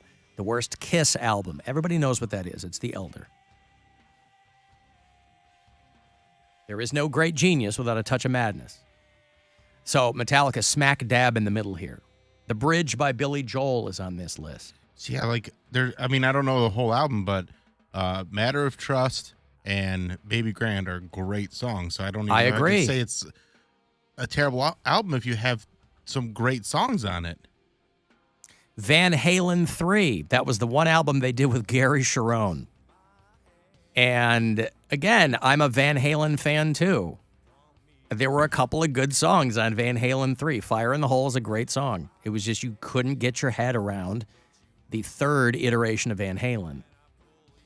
So there's a little something for everybody on this list. It's worth looking into. REM's Around the Sun is on there. Saint Anger is smack dab in the middle. Cut the Crap from the Clash. I like that album a lot.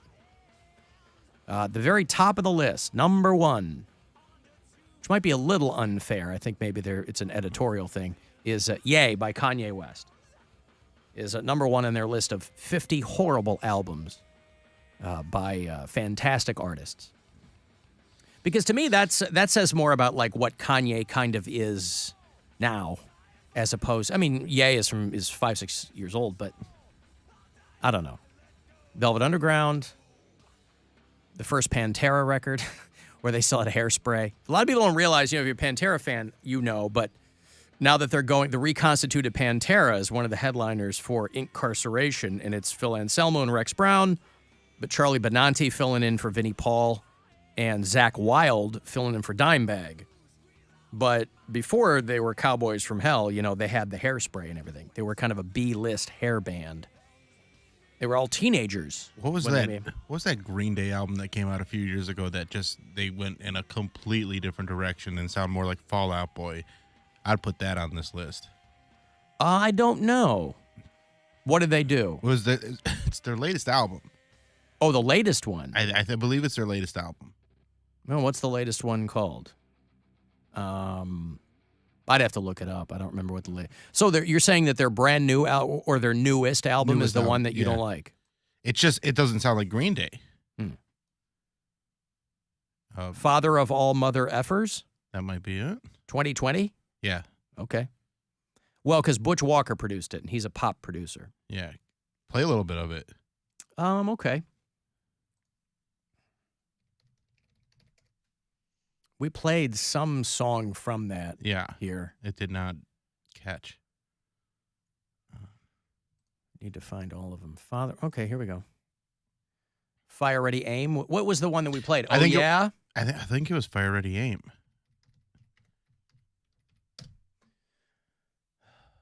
Hold on. Because these guys like to curse, too, so I need to make sure that... It should be in... Well, here, this is the title song. Yeah.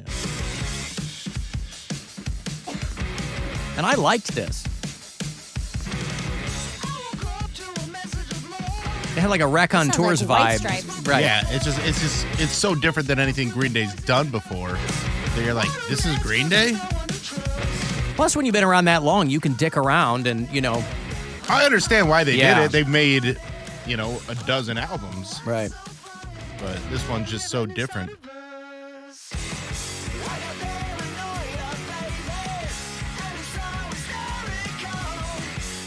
I like it. I don't mind it at all. It's just so different than their other stuff that I was taken aback by it. This sounds like Girl Like You by Edwin Collins. Green Day, BACDC. You want the same record all the time from them. Yep. Yeah.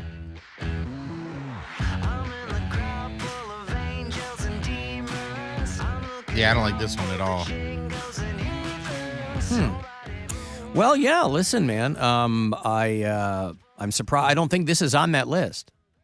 I feel like this album's kind of under the radar, so. Well, there you go. They haven't put out something. They haven't put out a new full length since in 3 years. Almost to the day. It was February 7th, 2020. Anywho, I like when they do, and they're silly. People love lists, and they're just dumb and subjective.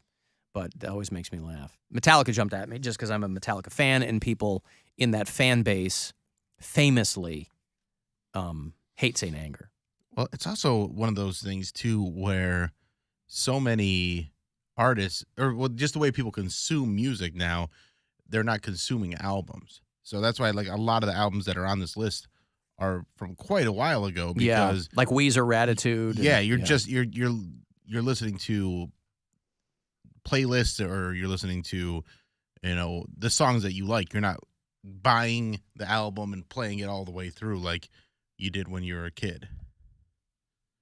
Yeah. I mean, how many of us bought an album, and because we bought it, we were like convincing ourselves that, like, oh, this is a good album, just because we owned it. I didn't start. We're lying to ourselves. Yeah. Honestly, I don't really buy albums. The only albums I buy are of comedians. But I'm saying, like, when you're a kid, like when you're younger and you bought like a CD. But the only CDs I bought I knew I would love, like Backstreet Boys or John Mayer, or I remember like taking a chance. And I also never really bought full CDs too, because I was heavy in the burning era, where we were making our own mix CDs. So I had 18 of my favorite songs on them. I could be wrong about this, but the last concert or the last CD I remember buying was Vanessa Carlton. I don't know if that's the last one, but that's the last one I remember buying. I bought a pink CD, like her Misunderstood album. Yes. Mm-hmm. and then I bought the Vanessa Carlton CD, and then after that, I think I started like burning CDs as well. But I had that Vanessa Carlton, that 1,000 Miles. Like I really liked the band Harvey Danger because of that one song, because they're like a one-hit wonder. And then I listened to the rest of the album, and I'm like, these are good too. But it wasn't. I was like forcing myself to do it, just because I paid for the album. So you just gotta suffer through them all. You saw Pink's coming, Poundcake? Pink's coming to Cleveland. Yeah. She's coming out for a tour. But see, that's the thing though. I liked her first album and then her Misunderstood album, and now her music is just so Popular? Oh. Well, yeah, it's pop music, but she always kind of did pop music. This is different. It's very bubblegum. It's very in your feelings. Like, you're perfect. Like, blah, blah. I don't want to hear that. I want to hear you call somebody a dusty dude or like stupid girl. But she's an older woman now. She's been married. She's got kids. So like, what? Well, Stefani's still doing the old stuff. Yeah, and it's silly. Jennifer Lopez still doing the old stuff. But it's silly. No one wants to see a Pink Super Bowl. Nobody wants to see Gwen Stefani call herself a hollaback girl either. Yes, She's they 52. do. No, they don't. Mary, do you want to see her call herself a hollaback girl? I mean, You I want don't care. to hear her play the songs. Sure, they're great songs. But what I'm saying is, anybody who expects an artist to stay the same, the songs didn't disappear. They're still going to perform them. But when they do new things, it's not going to sound like. But that's the thing. Her first album was, I understand, probably more urban than she wanted it to be. I get it. She's allowed to change and evolve. But she's not, it's like she evolved and then just stayed the same. Like she changed 3 times. She evolved and stayed the same? She evolved into who she is now, and her music has not changed since then. She has not had She's got a final form. A career change. Yeah, honestly, it's like she hit her final evolvement, and then her music is the exact same. It's the exact same every album, just different words. The theme is the same. Words like evolvement? She just talks about trauma and therapy. Her dad being divorced. Yeah. All right. I'm like, all right, we get it. You're an unhappy white lady with kids. We get it. Wow. I mean, at least Kelly So Clarkson. salty about Pink. I'm saying, Anyway, Pink at the Romo Fijo November 8th with Group Love and Kid Cut Up. I'm probably going I to go bet and get Kid a box. Cudi loves that. What? Right. Because I'm probably going to go and get a box. You're going to go and get a box. I get a box. I think my morning. That's interesting. Group Love's open. Singing about dusty dudes. I love all these bands that had like one hit 10 years ago and now they're back on the road again. Like, yeah, it's wild. Good for them. Now, Group Love's got a pretty good following. I guess. They had like one hit. And They had one radio hit, but well, that's what a hit is. Right, but they I think they had more than one radio They had hit. Tongue Tied, and I Yeah. think after that they were, God, they're good. I mean, it is crazy to think like that was 10 years ago because Yes. I was like, this new band Group Love, and it's been a decade, so not connected to new music. Yeah, well, it's fine. And you get to expose yourself to a whole different group of people, potentially. The Trust Fall Tour. Hey, listen, Pink does a lot of work on stage. Rapping herself. She's always getting hurt. She's going to end up with Doing all that CTE. wire work. Yeah, she's coming down off ribbons and stuff. Like she's trying to get the silver in the Olympics. But anyway, that was a show that made me think of Poundcake. I didn't realize he was going to be so He's got opinions. so man. down on her. Yeah. He wants to hear about dusty dudes. She's going to sing those. No, she won't. I bought her album, and that Misunderstood album was so good. Just like a pill. It really was. I'm Coming Up, or not, Party Started. What's it called, Mary? Get the party started. I'm coming up, so you Get the party started. Okay. Baby. She had a bunch of other ones. Who Knew is her best song. No. Yes. Who Knew You're was pretty correct. good. Family Portrait. Best song. Family Portrait was a really good one. You guys just like that because you got broken families. Yeah. So it speaks to people differently. Pink all right? was the glue Mary. that put our family back together. What? Don't Let Me Get Me was my Don't favorite Let Me song. Get Me was a good one. Just like a pill. Teachers dated me. My My parents hated me. I was Oh, always God. in a fight. He can take a song. I wouldn't know if the song's good because the way he sings it ruins it. Because I can't do nothing right. See, that's why you liked it. Alan, I saw Lenny Kravitz open for Pink at Blossom. What? All right. Well, good for him. Did his wiener pop out? I bet it did. I think that's in his contract. I bet when Lenny Kravitz goes on tour now, because the dude is like, he's shredded. He lives on an island. He's eating guava all day long and bench pressing logs. You know, so, I mean, this guy's living the life. And so I think it's in his contract when he goes on the road, hey, I'm going to split my pants open. I'm going to split my pants open, and because the Prince Albert needs some air, don't everybody get all snippy about it. Pardon the pun. Okay. Now, listen, I like Lenny Kravitz, too. But, Alan, you got to remember when it comes to all, you guys were talking about Bruce Willis. Do you remember the return of Bruno? Remember that? No.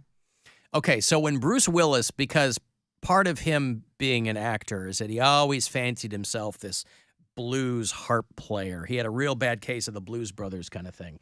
So when Bruce Willis was really blowing up in the late 80s, they let him do whatever he wanted to do. And he put out an album. And then there was an HBO special that went with it called The Return of Bruno. Because when he was famously a bartender in New York, that was his nickname, was Bruno. So he does an album of like blues covers. Ooh. And, well, I mean, because like Eddie Murphy was making an album and Bruce Willis like, why not me? And he also had a cartoon called like Kid Bruno. Yeah, that's right. Yeah. Kid Bruno. Where he was like a secret agent. But he's also a kid. Let me play some of this for you. 1, 2, 3, hit it, boy. Because he really wanted to be that guy, right? I want to go out on the road and play the harmonica on it. Yeah. Hit it, boys. Hit it, boys. May I take your order? Okay. Splash of water. I don't hate this. Here's what I want. And I think we could raise a lot of money doing this. I want him to re-record this album in his current state. No, we don't make him do that. When I make him, you think he'd want to. He's been, you know, he had a diagnosis with aphasia, and then he gets an even worse diagnosis. He's got full-on dementia or something like that. Mm-hmm. Take that time to really draw attention to that condition, right? Like Michael J. Fox has done with Parkinson's for 25, 30 years. As Bruce Willis can re-record The Return of Bruno in his current state. And people will go, oh, my God, this is hasn't he suffered enough? Simultaneously unlistenable he finally and gets inspiring. Dementia. Yeah, but he finally gets dementia and gets to forget about this, and then you want to bring it back up? Well, or what if they go on tour, and he's like, here's a new one, and he just plays the same song the whole set? Stop. You guys are mean. No, I'm not. I'm saying, like, he's not going to go on tour. It's to draw attention to it. People only pay attention to celebrities. Celebrity gets sick. That is the opportunity to draw attention to that condition because they're on borrowed time. 1, 2, 3, hit it, boys. All right, here comes our next one. 1, 2, 3, hit it, boys. Hey, Sean. Yes. What's up? Hello, Sean. Can you hear me? Yes, I can hear you. How are you? Yes, sir. Hey, great. How are you? Good. What's up? Great show. Thank you. So I have a question about an album. I've kind of been waiting to call on this to like not interrupt the show, but since you guys are talking about music albums right now, I figured it was a good time to call. Okay. Okay, so it was an album that came out in the early 90s, maybe late 80s, early 90s. It was a symphony orchestra. There's no singing in it, and there was like an angel on the front of the tape cover. It would have been back then. Okay. Do you have any knowledge of anything like that? He's asking you what it is. Oh, I don't. I mean, that doesn't. Are you asking us to Google something for you? That does not ring any bells with me, Sean. Okay, I've tried to Google it a million different ways. I've tried to ask everybody. An album, yeah, I don't. No, that doesn't immediately spring to mind. I'm not sure what that. It was actual like orchestra music. So it was a symphony orchestra. It was kind of like dark, gloomy, I want to say. Like on the inside of the tape cover, it said, "This album may take you to a place you've never been before." So it was kind of like, I don't want to say like acid rock, but it was like trippy type of music, so to speak, but it was a symphony orchestra. No, maybe somebody will tell me, but that does not ring in any bells. Okay, it was worth a shot. Sorry, Sean. Wait, what did it say on the inside of the cover again? This album may take you to places you've never been. Right. All right. I mean, hopefully every album can do that. I mean, don't have to. Not AC/DC. They'll take you the same place every time. Yeah. I appreciate it. Consistency. I am going to take a break. If you want to go to that Clutch show, I'll have those tickets for you coming back. Clutch are back for an outdoor gig this time. They're going to do Jacobs Pavilion at Nautica Sunday, May 14th. I'm going to go see them. I'll hook you up coming back. And then another chance for you to grab some money. $1,000, another keyword to go fund yourself on the way at 4:30. It's the Alan Cox Show. On our free iHeartRadio app and your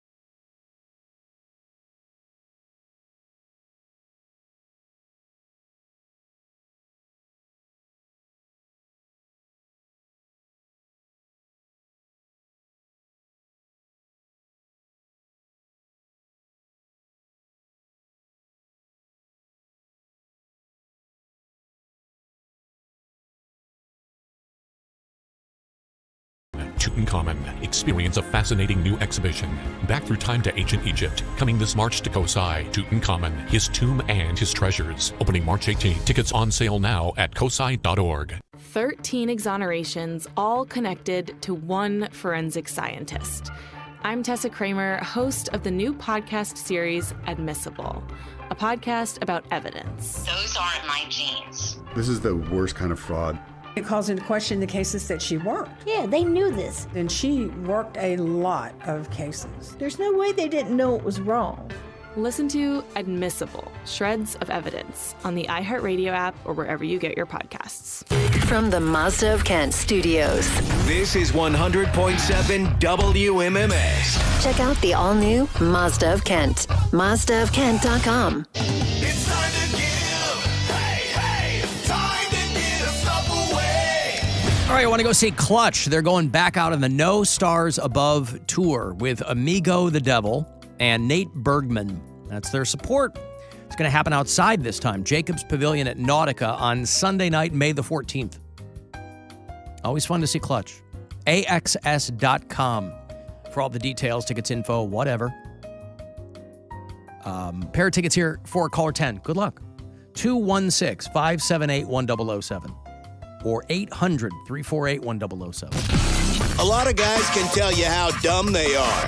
He'd prefer to show you. Dumber than you thought that I thought I was once. Alan Cox. On 100.7 WMMS.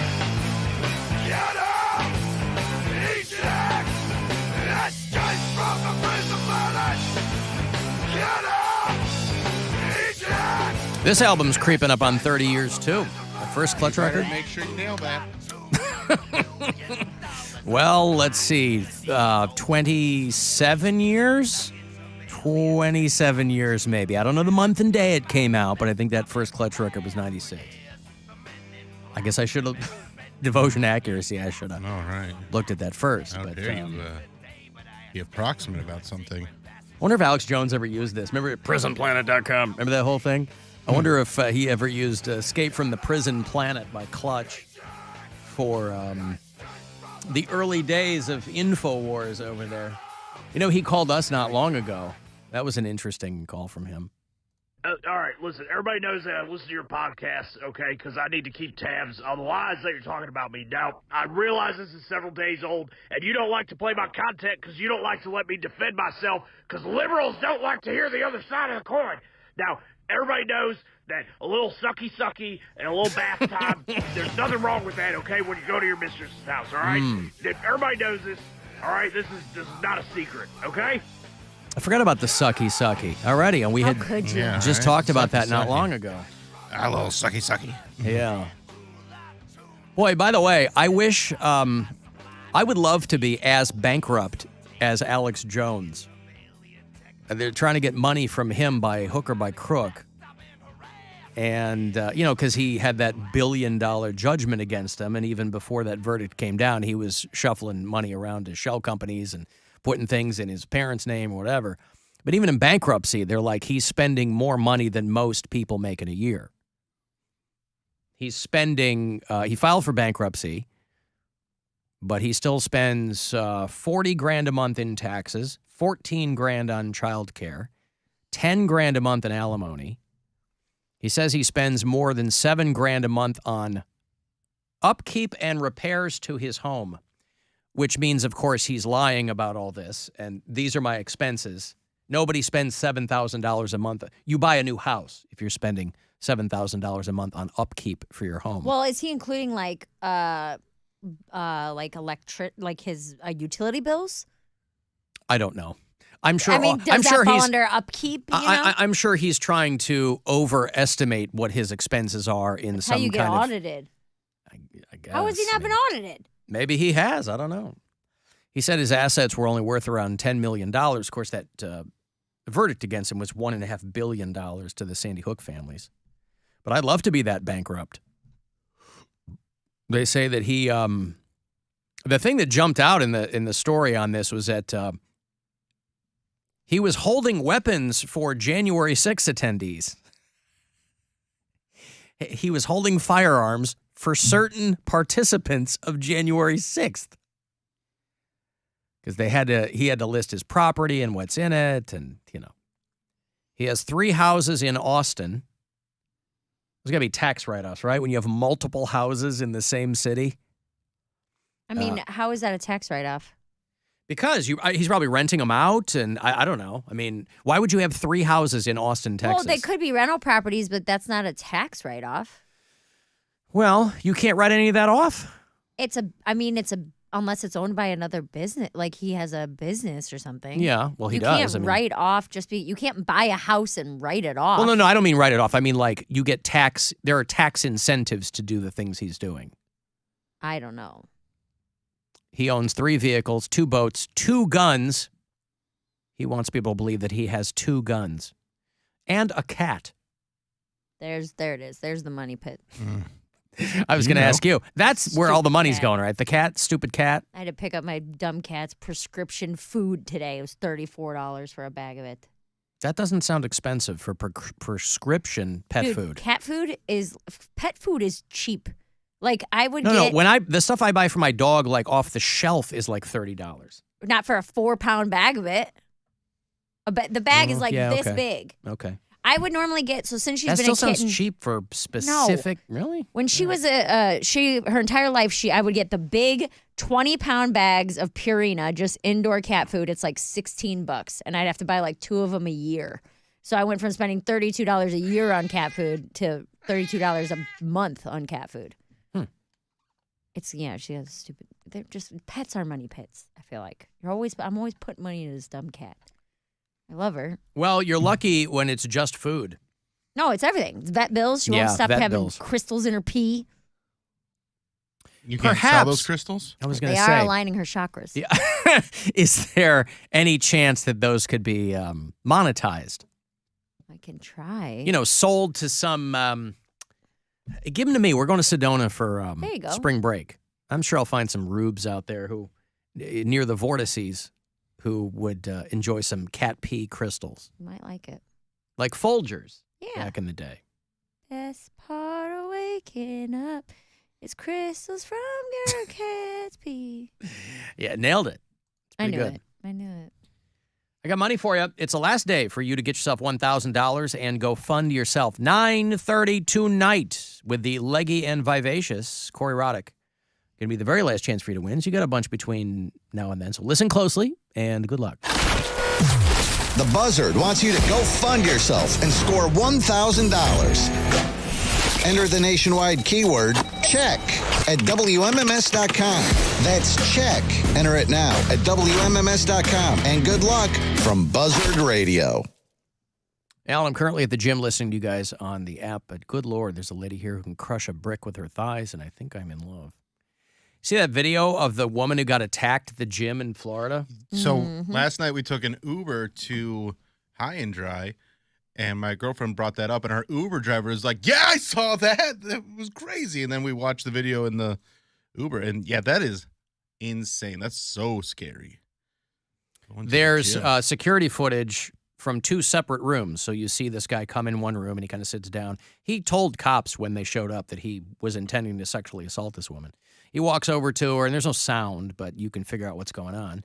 And then he jumps at her, and she's punched him. And then they end up, because the whole time I'm watching, I'm like, don't let him get his arms around you. And of course he does. And then they start grappling, and he's down. And she fights him off. And all I'm thinking is, you're surrounded by weights. You swing a dumbbell at some guy's head, and because it's not like this guy was a cheetah. He looked a little bit larger, and I don't know where he came from, but she's fighting this dude off. She's the only one at least in these 2 rooms where the cameras were. Yeah, I think she was the only one in the gym when this happened, and she let him in because she thought let him in. She let him in because it's like it was a gym on like the property that she lives at, like in her apartment complex, and she thought he was just another guy coming in to work out. And then this happens. Yeah, it's pretty wild. I'm glad she was able to fight him off. I mean, listen, if you're going to mess with a girl at the gym, you better hope she's not like an MMA fighter or something like that. You don't know what her CV is. Because she was lifting, I think, when the guy walked in. It's not like she was on the elliptical or something, bobbing a ponytail behind her. Alan, tell Mary my cat's prescription cat food is $60 for a small bag. Yeah, that's there you go. My cat's breath smells like cat food. What? What's that from? That's Ralph Wickham from Yeah. Simpsons. This tastes like burning. So, dude from Cleveland is the new coach of the Arizona Cardinals. He was with the Eagles. Guy named John Gannon is the brand new coach of the Arizona Cardinals. He's a St. Ignatius grad. And they're very excited to have him there. He's going to build the team around Kyler Murray, who he says is their elite quarterback. And so some people are considering this ushering in a new era there for people who are Arizona Cardinals fans. Now, I'm more interested in the guy he replaced. This guy named Cliff Kingsbury, who was the coach of the Arizona Cardinals. They had just re-signed him to a contract extension, which has got to be great because when they get rid of you, he had a losing season with Cliff Kingsbury. And so when they get rid of you, you're like, man, they re-signed me. They got to pay me out, right? Right. This guy buys a one-way ticket. This is all I want to do. I want to be a head coach of the NFL in the NFL for one season. Yes. Get 5-year contract. Fire me after the first 8 games. I don't care. Just give me that contract. It's the greatest scam in, yes. Sign you for 5 years, fire you after 1, pay you for 4. Perfect. I mean, you don't want to be out of the game for too long either. I mean, you want to be doing what you do. But there's no pressure when you're getting paid. Anyway, Cliff Kingsbury was the guy who was coaching the Cardinals. This guy buys a one-way ticket to Thailand because he has a super hot girlfriend. He's got this Polish Instagram model. He's 43. She's 29. Veronica Bielik or something. Have you seen this girl? I'm looking at her right now. I mean, Cliff Kingsbury, he's in good shape, whatever. He's an NFL coach. Not anymore. But I would buy a one-way ticket to Thailand, technically, too. he's still paid. He is paid. He's not coaching. But that, to me, is Best what a job. great story that is. He's like, all right, I'm going to see you guys later. I'm going to go to Thailand with my super hot girlfriend. Such a different story, though, if he doesn't go with his super hot girlfriend. If he gets fired from the Cardinals and he's just like, hey, I'm going to go to Thailand. Leave me alone. For a while. Yeah. I'm a 43-year-old man. What? I can't go to, like that old Todd Berry joke. I can't go to Thailand by myself? Is that weird? With a one-way ticket? So he's loving life. He probably has no regrets at this point. He's got plenty of things to keep him busy. Yes. Speaking of young girls, I guess I was reading a thing this morning that DiCaprio was really pissed that people think that he has a thing for young girls. Well, bud. He does not. Yeah, right? He does not like this rep that he has. I mean, you kind of created it. Yeah, but also Hey, stop saying accurate things about me. I don't like it. But do you have to, I mean, he's 48 years old. What's the big deal if he likes girls who are in their mid-20s? Well, he doesn't just like girls in their mid-20s. That's he gets rid of them when they're in their mid-20s. Yeah, but he likes them all the way up to that. I don't get the problem. I mean, here's the thing. The way I see it is, if you're single, your life's not that different whether you're 25 or whether you're 45. You're still single. You what? They're so different. Follow me here. You're single. You don't have any responsibilities. You have no children. He's a famous guy. He's dating hot younger girls. Their lives don't have to be, I mean, you can do whatever you want, whenever you want. It's like young married couples. They hang out with other married couples. And a lot of times those are older couples, right? You see a young married couple. What are they doing? They're living that kind of life. So they're hanging out with other people who are married. Kids are not. They're talking about their lawns and they're doing things like that. So if you're 45 and single or 25 and single, you're going to be in different pools, but your lives don't have to be that different. So DiCaprio, he's a single dude, doesn't have kids. He's not leaving anyone in the lurch. He's taking umbrage at this. He doesn't like that people say that that's all he's out there for. And my question is, what's the matter with that? What's the problem with people Prove going? us wrong. Go out with An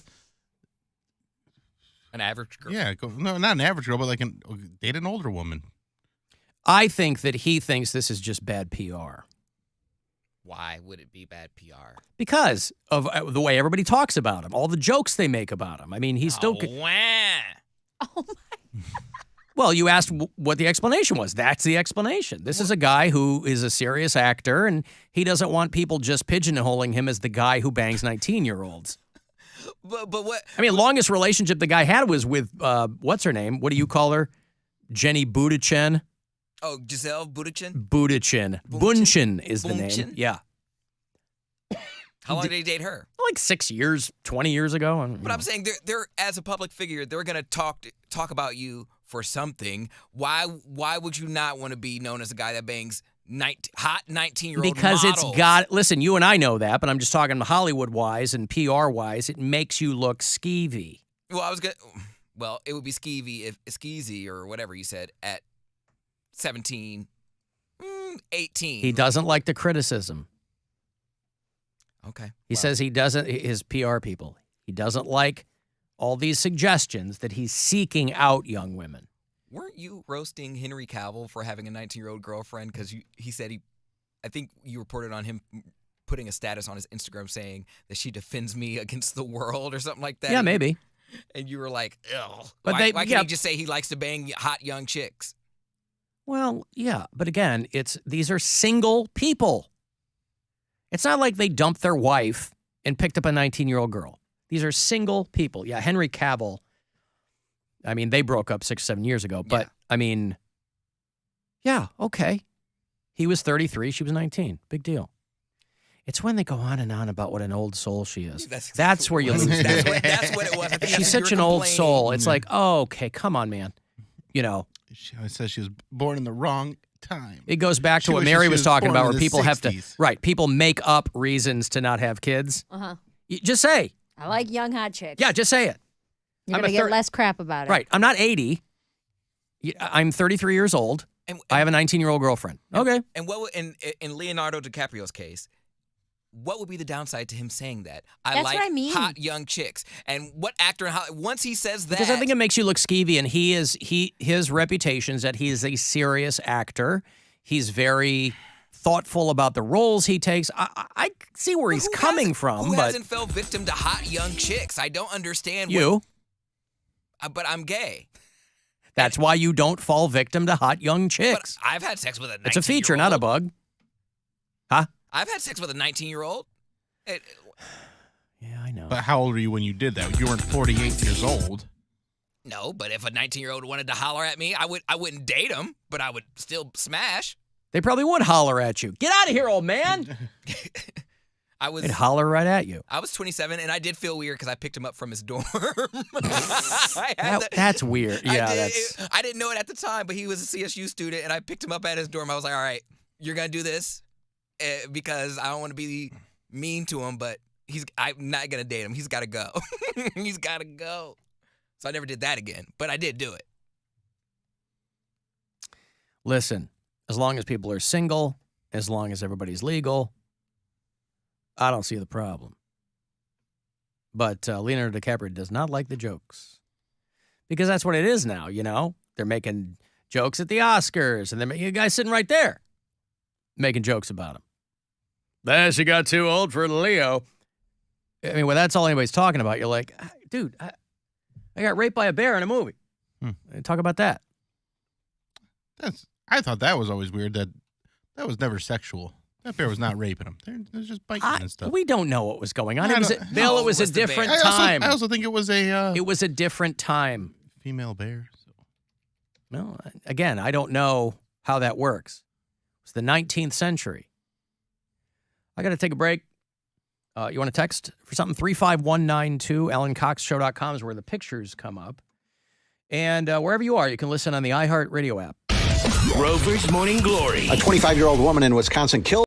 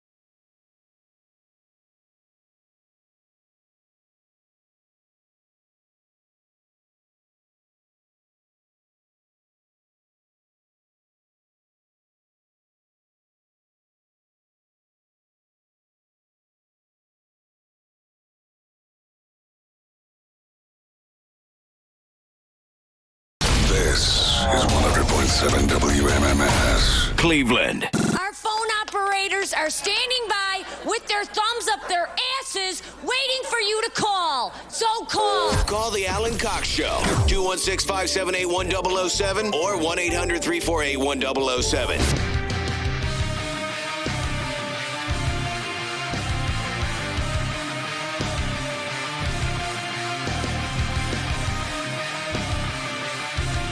35192 if you want to send a text to me. I'll see them there. AlanCoxShow.com, where you can watch. Who's helping out today? Furfnan. Is that the name? Yeah. Furfnan. Yeah, Furfnan. There's a lot going on there. But thank you so much, Furf, for your assistance. Dude, so it has proven invaluable, yes. Brian's daughter calls her, I guess it'd be like her grandmother, Furfernay. Her name's Renee, and when she was younger, she couldn't say Renee. So when you said that, I was like, is Furfernay helping out in the YouTube stream today? Furfernay Furfnan is helping out. Furfnan. If you listen to us on iHeartRadio and you do it from outside Ohio, tell me where. I'd like to know where our bureau chiefs are posted up. Mary is a bureau chief in Wake Forest, North Carolina. Brad listens in Yukon, Oklahoma. You can get a gig in Yukon, Poundcake. I don't know why you're not availing yourself of all these bureau chiefs we have. We have hundreds and hundreds of people listening on the app around the country. Any one of these people, you could hit up and go, hey, it's Poundcake. You sleep on your couch? I mean, they know who you are because they listen to the show. Melinda in Green Bay, Wisconsin. Kyle's in Nashville. Justin's down in Savannah, Georgia. I mean, you could pick a place you want to work. More than likely, we would have a listener there, and then you work backwards from there. Hey, what's the vibe? We have a lot of bureau chiefs up in the great state of Minnesota. Sergeant Mack is at Camp Riley. Dennis is in Elk River. Dan is in Emily, Minnesota. I was reading about a state senator from Minnesota, a Republican state senator, who really doesn't want legal weed because it means that drug dogs would have to retire. And I guess this guy's listen, you don't want to take jobs from people or animals. So I understand that. John Jasinski is a state senator from Minnesota who's fighting against the legalization of marijuana in his state. Minnesota is historically a pretty progressive state. When Walter Mondale ran for president, it was the only state he won. It was his home state, and he got stomped. He only won his own state. This guy, if you're a Republican in Minnesota, you're walking uphill. But he thinks that these dogs deserve to keep their jobs. That to him is a big issue. This is why we shouldn't legalize marijuana. What are these dogs going to do? The police dog discussion of all that and retraining, what's going to cost our local law enforcement agencies who've done these dogs, who've spent thousands and thousands of dollars on these dogs to get these dogs drug trained, and now they're going to have to be retired. That's a big issue. I was the mayor of Faribault and actually did a fundraising campaign to raise money to get a police dog, to have a drug dog, and now that money is going to go away because these dogs can't be used anymore, given that. This is the dumbest argument I've ever heard. That's like, what are we going to do with all these troughs that we use to water horses once we all start using cars? We already paid for the troughs. We might as well keep the troughs around. Also, why wouldn't a dog want to be retired? Yeah, dogs don't want to work. I mean, and most dogs, I've got a dog. Bill has a dog. Mm-hmm. Mary has a cat. But, cat. Most dogs don't have jobs. These dogs my dog's so lazy. Have jobs. My dog shares a birthday with Bill. She just turned 12 yesterday. Is she working? Nope. This is how good these dogs have it. I have an Aussie. That's a herding dog. Is she herding anything? Nope. Maybe the occasional rabbit in the corner of my fence. But she's doing that pro bono. Most dogs don't work. There are service dogs, but even that, they're not paid. Maybe in kibble. But yeah, you're right. This guy, he really threw his back out on this stretch. And police dogs die. So even if you kept them employed, for lack of a better word, they're not paying them. He's saying, hey, we spent a lot of money on training these dogs. Why wouldn't you just train them to do other things? There are a lot of places retraining their animals. But there has to be a way to determine whether or not the dogs would like to be retired. That's the variable here that's not being considered. But up there in Minnesota, dog retirement is apparently up for discussion with this guy. He's not for it. And you know what they say in Minnesota? If you're not for it, you're against it. And it's very important. That's on the state flag and everything. I've never been up that far. You never been up to Minnesota? No. Like, I've never been to Michigan. You've never been to Michigan? I don't know if I mean, I've been to Toronto, but you know that's not in Michigan. No, right? I know. I'm just saying. I have. That's the furthest north he's been. I have this thing about being up higher and colder than Ohio. Oh, I got to hear this. What? I don't want to go up higher. More north? But Or we a higher border, elevation, like we a mountain. border Michigan. I understand that, but that's still higher up. You know, you can go. What do you mean by higher up? North. Farther? You don't want to go farther north than what? Toledo? Than Ohio. But Toledo is like 2 miles from the Michigan border. Also, you could go in a time of year when it's not cold. No, I don't want to go. I don't want to go. I just have this. I don't like going farther north. Right, but like Toronto is so much farther north than Detroit or... I understand that, and I sometimes break my own rules because my friends were in Portland. It's not a rule. It's my own thing. It's a preference. It's a preference. So by that logic, you only want to go places farther south because it's warmer? Yes. I feel like if I want The Ohio... beachfront community of Pittsburgh, Pennsylvania? But what I'm saying is if I wanted Ohio weather, I would stay in Ohio. I don't want to go up more north and then just be cold or just like... Right, but you know that Michigan has summer. Yeah, but That's a Cody. It's similar to Ohio, if not worse. Michigan's beautiful. I don't care what anybody says. When the leaves change and the lakes and oh my goodness. They're about to get their butts beat tomorrow, though. What's tomorrow? The hockey game outside Ohio State versus Oh, right. Michigan. That's tomorrow? Yeah, I'm going to go with some buddies. It's going to be a good time. Bill comes in and goes, you sure you don't want to go to an outdoor hockey game tomorrow? Like we had already talked about it, and I was like, absolutely not. Like, what about me? I couldn't think of a worse person to take. Jesus, like no. you or my girlfriend would be terrible to take because you're so cold all the time. But you are going? I am going. Oh, that's fun. Yeah, I'm going to, I like to cover the plain dealer. It said, put a rink on it. Hey. That was clever. Oh, I guess I forgot that was tomorrow. We're going to be out of town, but that would be fun. Where are you going? You don't get to go. Where are you going? Guess where we're going? Michigan. Hey. Michigan. Go get that Ohio weather in Michigan. Okay, we'll never go there. I know. Yeah, but Hey, Poundcake, you're making a different argument. If the weather's the same, why wouldn't you just want to see a different environment? Because I don't need to. I mainly... You get everything you have right here in Ohio. The state you can't wait to leave. I mainly travel. Have you ever gone to Chicago? Yes. Of course you have. It's north of Cleveland. A little bit. You want to talk about cold? Not north. It's up higher. Sorry, up higher on the map. Man. I don't want to go up higher. There was this lady, and she was making me nuts on TikTok where she was explaining to her boyfriend, she's like, north is straight. If I'm going in a straight line, that's north. And I'm like, that is the dumbest thing I've ever heard. I would say. Well, she's thinking of a 2D map, right? I mean, I don't know. She just, if she's going straight, she's going, well, I'm going north now. Yeah, it's. Oh, she's going, okay, she's looking at like her GPS on her phone. Not even that. Like, she just doesn't understand the concept of north. Huh. Like, when I'm telling people now to come to this building, and I'm like, you're going to park and then head north. And they're like, which way is north? I'm like, nobody. I hate that when people say that. do you know where the lake is? I don't have a compass. Do you know where the lake is? You know where the lake Tell is. me to turn right That's or north. left. Tell me to turn right or left. I don't know which way you're coming from. So if you're telling them where to park. I tell them to go into that and then head to the north side of the building. Like when I'm home, into this building so I can come let you in. If I'm home to see my family, east is the lake. Sure. When I'm here, north is the lake.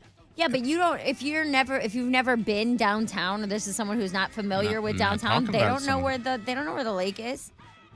You I can- hate that. You can It's so kind of easy. figure out where the lake You can is, kinda though, even figure if it you're out, yeah. downtown. Because Because we're not that far from it. I was lost on the road in like Illinois one time or Indiana, a lot of corn, and my GPS wouldn't work on my phone, and I had to pull over and ask for directions at a gas station, and this guy gave me like, you're gonna go out of here, due east for 4 miles, and then you're gonna make sure you turn to go north on the next highway. I'm like, I'm more lost now than I would have ever been if you would have just said left, right, 10 minutes. I can't do north, south, east, west, and miles. Minutes. How do you get anywhere? GPS. If my phone goes out, I'm screwed. I'm so screwed. You don't have a, what do they call that? Compass? Not the big book of maps. A Rand An McNally? atlas? Yeah, an atlas. Yeah, you don't got a road No, I atlas. don't have an atlas. You can get yourself a road You have atlas. an atlas? I don't need one. I know how to go north and south and east and west. If you were in a state you've never been in, you're in the middle of Indiana in cornfields, And someone said, go north for 8 miles and then go due east for another 10. Do you know how the sun moves? Oh, screw you. Nobody's looking up at the sun and putting their arm Right, out like but- a sundial. But you could do that, is what I'm saying. But my car does have a compass in it, and I go, okay, so if I'm Mine going doesn't. east out of here, your car doesn't have a My compass? compass, no, there's no like you're Your driving car doesn't north. tell you which way you're going. No. What I do bet you it does. drive? A Kia Forte. What year? 2000. It absolutely does. 17? And it doesn't have SW when you're going southwest. It doesn't have. I don't. Near the speedometer. Have never noticed I don't it. think if it I've does. noticed mine either. You have a brand new car, Poundcake. I Your guarantee you Poundcake- yours does. I noticed yours. Yours has it. Okay. Well, you have to show me where it is. It's on the console. Look near, right in front of you. You'll see an SW or a W or an NW. Yes. Or When you're driving home tonight, it's gonna say west, and then it's gonna say south, and then it's gonna say west again. Okay, we'll see. We'll see. He is still skeptical. He doesn't believe it. And then they use a little shortcut with it just being a S or a W. Mary, don't you have an Apple Watch? Yes, I'm saying if I didn't have my technology, I would I be see. screwed. So when I was lost in the middle of a corn state and I had to ask. Wait, but you weren't lost in the middle of a cornfield. But what I'm saying is that everything around me looks identical. There is no marker like a lake where they can say, okay, you're downtown Cleveland, the lake is north. Eventually you're going to hit it. No, you're going north. I'm in the middle of nothing. You've been in the middle of Indiana. There's nothing around you. Right. There's no landmarkers. Everything looks exactly the same. This is where the sun comes in. Okay.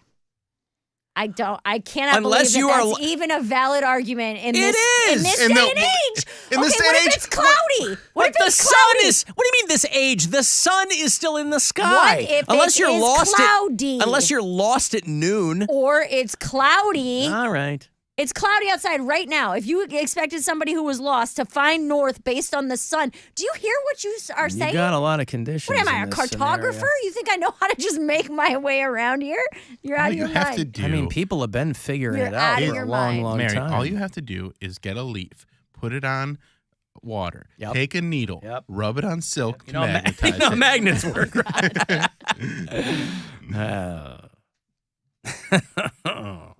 Why don't you just look at the sun and figure it out? Well, okay. I'm just saying. I mean, you know. There's a lot of ways to You figure it guys out, truly believe that if you stood outside your car and looked up, you could say with confidence, Yeah. I can drive southwest who have based got- on Boy where the Scout, sun is. you think People I who, don't know yes, these people who things? have gotten lost have used the sun for I'm not tens of talking about thousands of people. years. I'm talking about you. If Yes. your GPS went out and you're in the middle of Indiana where everything looks identical, there are no markers, and someone said, drive east for 5 miles and then go due north or whatever, you would be able to get out of your car, look around, and be like, well, there's the sun. I don't believe that. No. I don't Because believe that. here's the scenario you're giving me. If somebody tells you, so your scenario is you're lost, you ask somebody and they say go east. Sure. They're going to point.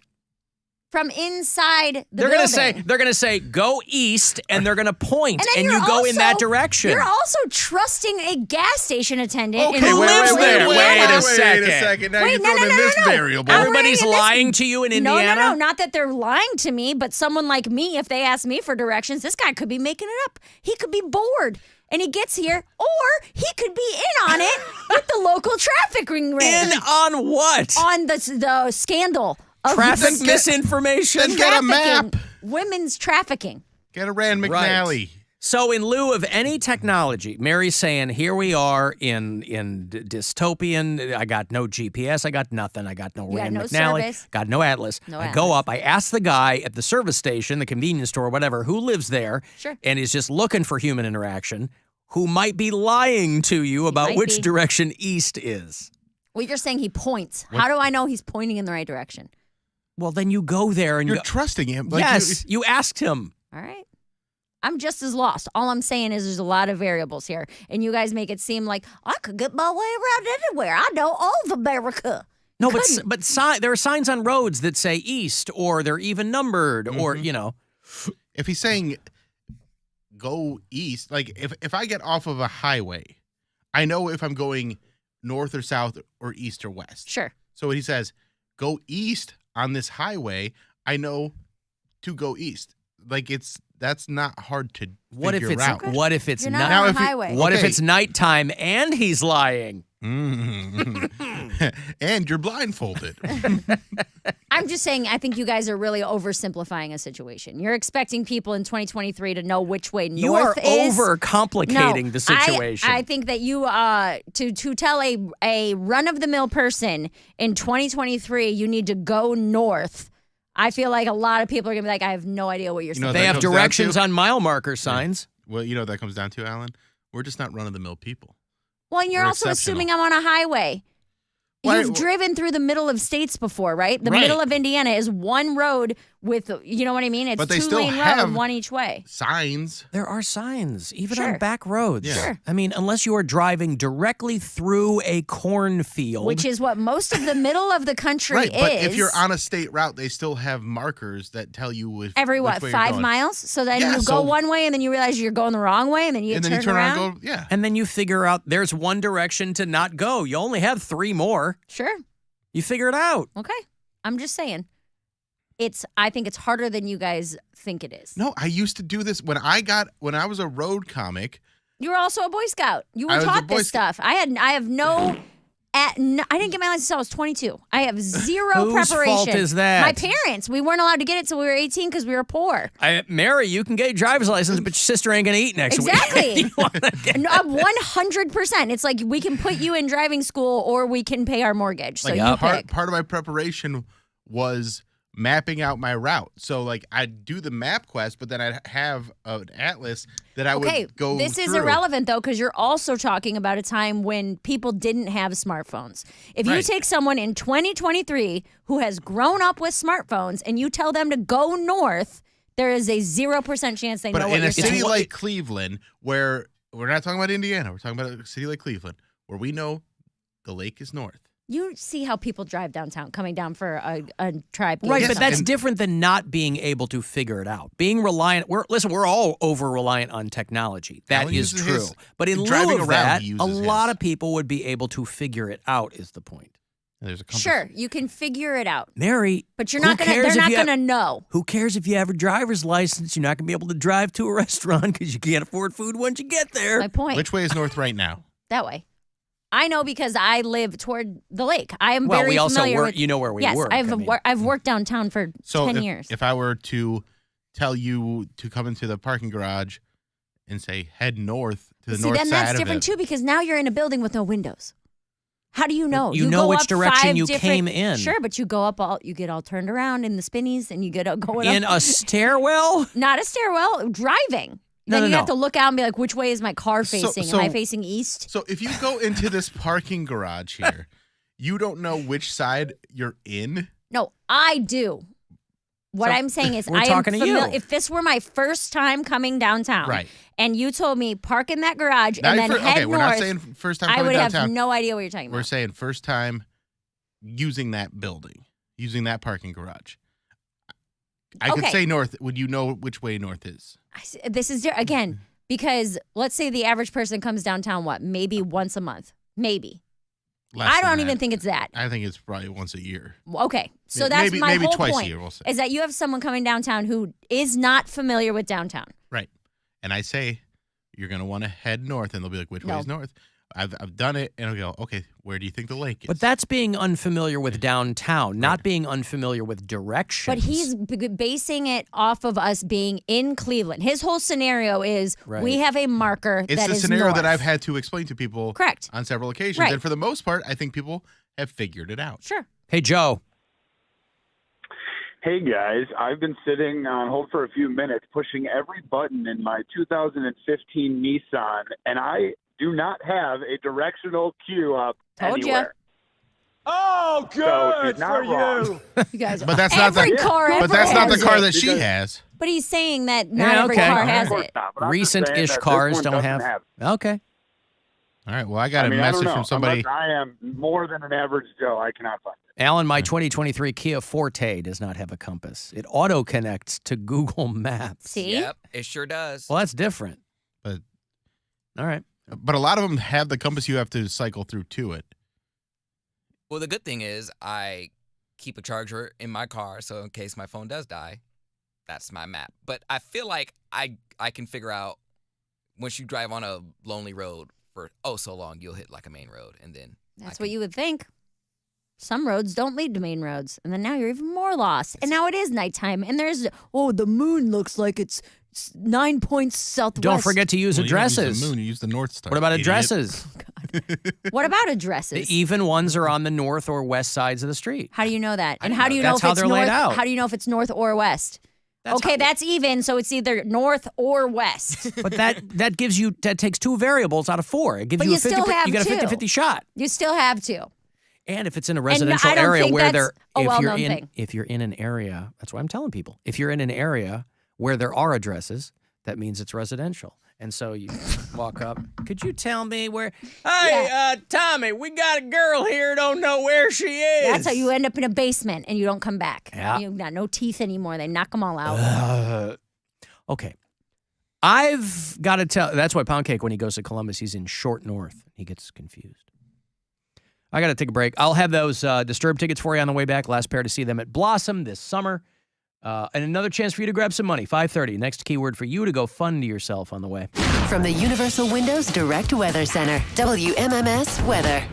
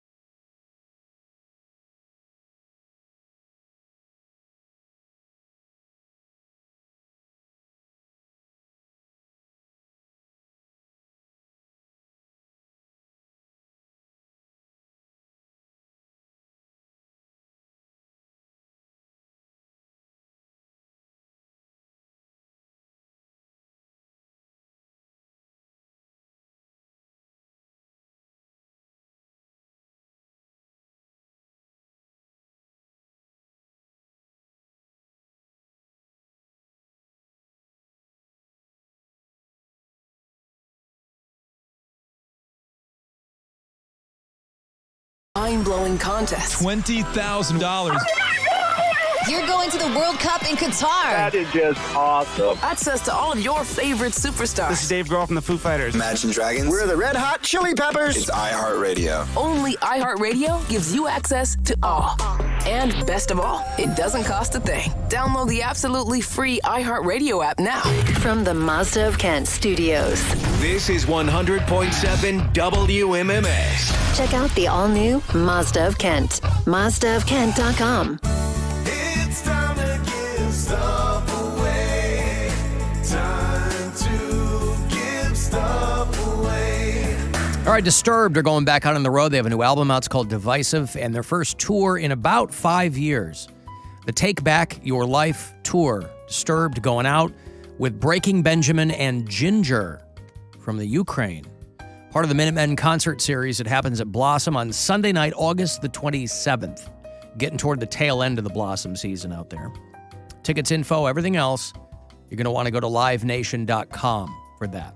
Last pair of tickets here for you to see Disturbed this summer. Good luck. Caller 10, 216-578-1007 or 800-348-1007. Voice call received. Put this on the air, dumbass. You think you know it all? You're just nothing but a piece of shit. Talk about dumb shit that you don't have a clue about. Another satisfied customer of the Alan Cox Show. I hate it. This show sucks. On 100.7 WMMS.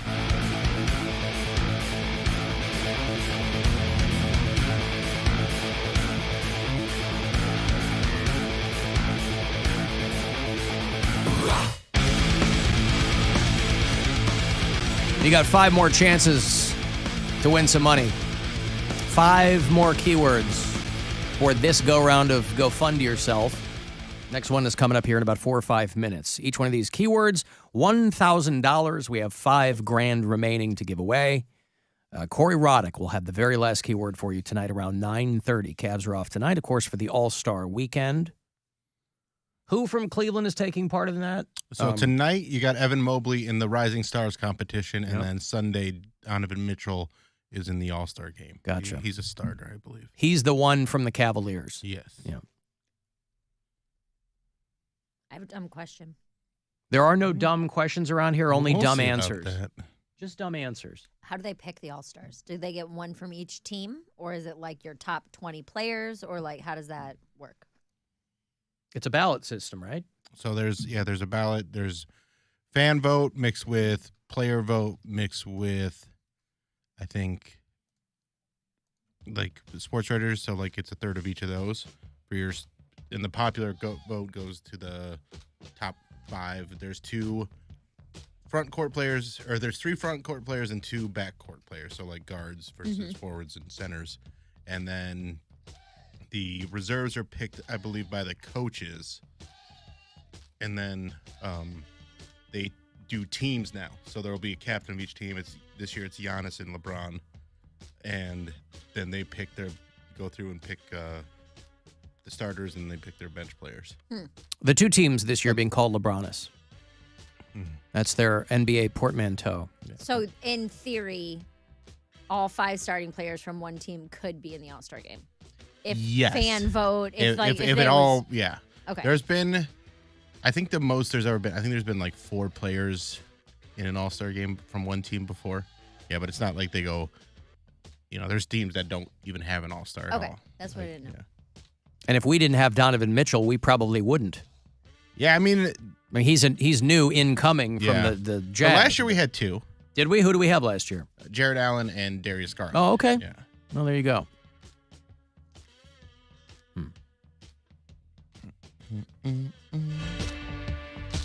How about that Lady Gaga and Joaquin Phoenix Joker pick? I was talking with my daughter about this movie, and she's so excited about it. Is she really going to play Harley Quinn, or is that what people are assuming? I think that's what people are assuming. I think that's probably who she's going to play. But, man, I didn't love that Joker movie, and I just think it's weird that, like, I don't know, the glorified mental illness that they put in that movie, it just didn't. Lady Gaga didn't do it for you. Do it for me. It just was kind of gross. And she's like, "Oh, but Lady Gaga's such a good actor." I'm like, "Did you see Gucci?" Lady Gaga. House of Gucci was not. I still haven't the best. seen. I still haven't seen Stars Born.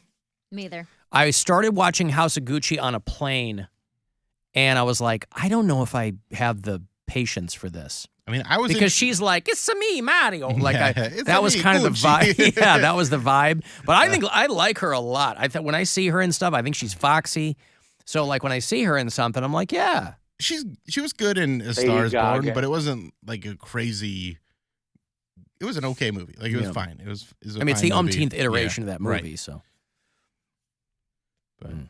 But yeah, I'm not all that excited. Like, first of all, I don't think they need a Joker sequel.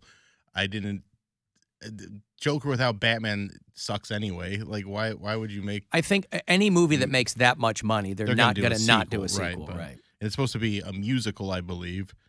So I can't believe it did as well as it did. Yeah. To require. I only the watched it sequel. the one. Like usually, I'll watch a movie again when it comes out on streaming and stuff like that. And I never went back and rewatched that because I just was like, okay. I saw it once. He's just this angry guy. And I saw it after it had been out for a while. I wasn't, weekend one on Joker. It was okay. It was fine. I'd say I like the new Ant-Man more than I like the Joker movie. Alan, you forgot to mention the death of one of the best hip-hop artists ever. I don't know if you even listen to these guys, but I would imagine that you, being the radio guy you are, definitely listen to De La Soul.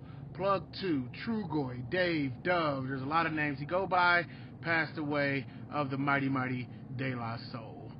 Love you, bye. I never got into De La Soul. I saw that he died. I couldn't really speak to it, though. Like, I remembered this song. I remember Me, Myself, and I. When I was in high school, like, I had some friends that were way into De La Soul. I know what they were in the scene, but I just never got into them. Were you into De La Soul at all? I mean, I basically knew, like, this song, but I always liked this song a lot. Yeah. Going back to the All-Star game real quick. In the past years when they've done this team captain thing, they pick the teams in advance. This year, they're doing it right before the game starts. So nobody knows what team they are until the game basically begins, which I think is a really fun way of doing it. Well, the clickbait story I saw was that they changed it so nobody would have their feelings hurt. And I go, well, that can't be. Who cares about that? This is not there's a still somebody schoolyard. that gets picked last. Right. There's still a last pick. And there's still a millionaire, so who cares? Yeah. Right. And there's still an NBA All-Star. Like, no one, but it is. Right. In the past, it's been like James Harden getting picked last because, like, guys don't like him as much or whatever. They're just trolling each other. Oh, boy. But, yeah. Is Kyrie an All-Star? I think he is. All right. Let me look at my other list He's here. been having a great season. Yeah, he's an All-Star. Who did I write down? Scottie Pippen? No, he's not. Oh. Not this year. What's You know the who other name is? I had? You know who is? Craig Elo. Your boy, Lowry Markkinen. Yeah, I saw that. Yeah, he's But he's not on my Bulls anymore. No. He did some good work for us, but he's not there anymore. DeMar DeRozan is my guy now. Okay. Laurie can go whatever he's doing. I think, is DeMar in? I don't know if No, I don't think he is. But hey, let me give you some money here. You got a few of these left. 9:30 tonight. Last one with Corey Roddick. Chance for you to go fund yourself. So if you have yet to score some cash, I hope you win. Listen closely. Good luck. The Buzzard wants you to go fund yourself and score $1,000. Enter the nationwide keyword cash at WMMS.com. That's cash. Enter it now at WMMS.com. And good luck from Buzzard Radio. DeMar DeRozan is an All-Star. There you go. You got a guy in there. I got a guy in there. Okay. Well, I've placed my bets on FanDuel for NBA All-Star Weekend. So we'll see how those lay out. I have not been killing it recently. My parlay in the Super Bowl was one thing off. Oh, that's I would have really made out had it been. Mahomes didn't. He didn't have enough passing yards. He didn't. He had. They set whatever they set for him. He was just shy because he just didn't have the ball that much in that game. So all of my other legs hit, except for Mahomes passing. He screwed me on my Super Bowl bet. But, hey, listen, I can't complain. You know, FanDuel makes it so easy, Bill. that blah, blah, blah. On that iHeartRadio app, just as he did there about De La Soul, you can leave us messages anytime you like. Mr. Cox, Pete Pittsburgh here. I went to a Rite Aid the other day, and they were $9 for a balloon. $9 for a balloon. What's with all the balloons? Where do they get these balloons? Hate the show. What is that? Pete in Pittsburgh screaming about balloons. All right. I'll tell you what. So we had, because my 7-year-old, her birthday was this past Monday. Sunday, didn't really have a full-on party for her, but she had a few friends over. And it was just a little whatever. And so I go that morning to have some balloons blown up. I go to Discount Drug Mart. I've gone there. In years past, they got a big tank there. You can go to the service desk, and they will blow up your balloons. And so Gwen had handed me a few packages. I didn't realize how many balloons were in this group. And they charge you a service fee or whatever for each balloon. But the very first one the girl goes to blow up pops. Perfect. So she looks at me and she goes, "Hey, I'm sorry. This is why we recommend that people don't bring their own balloons." And I go, "Okay, fine. What do you want from me?" I go, "Tell you what, I'll buy one of your balloons to make up for that and whatever. Contribute," right? So she's blowing the other ones up. They're just trying to save you the runaround, bud. Yeah, well, okay, fine. But, $13 for a balloon. What kind of balloon was it? Off the rack. Regular balloon. Did it pop? Wait, no. Was it just like a red latex balloon, or was it like a number balloon, or did it have It was design? I'm sure it was a Mylar. It was like I grabbed a Mylar unicorn balloon. Yeah, right? those cost $15.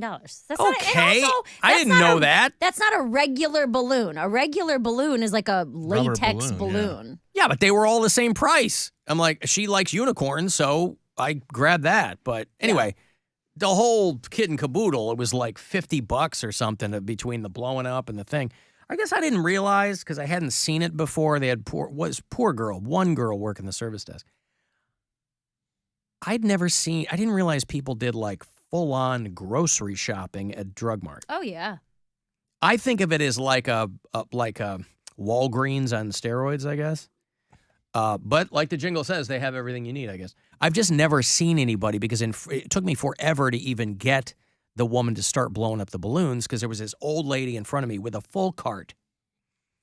And she had like celery. I guess I didn't realize that they had all that. They're grocery stores. Didn't realize that. So this woman is full on, and every third item. I bought a Christmas ham from a Drug Mart. I've done grocery shopping at Drug Mart. Yeah. When I need a lot of things, I'm like, Drug Mart's usually pretty cheap. I can go there. When I first moved to Lakewood, there was a Drug Mart at the end of our street, and we'd go there all the time because it was just quick.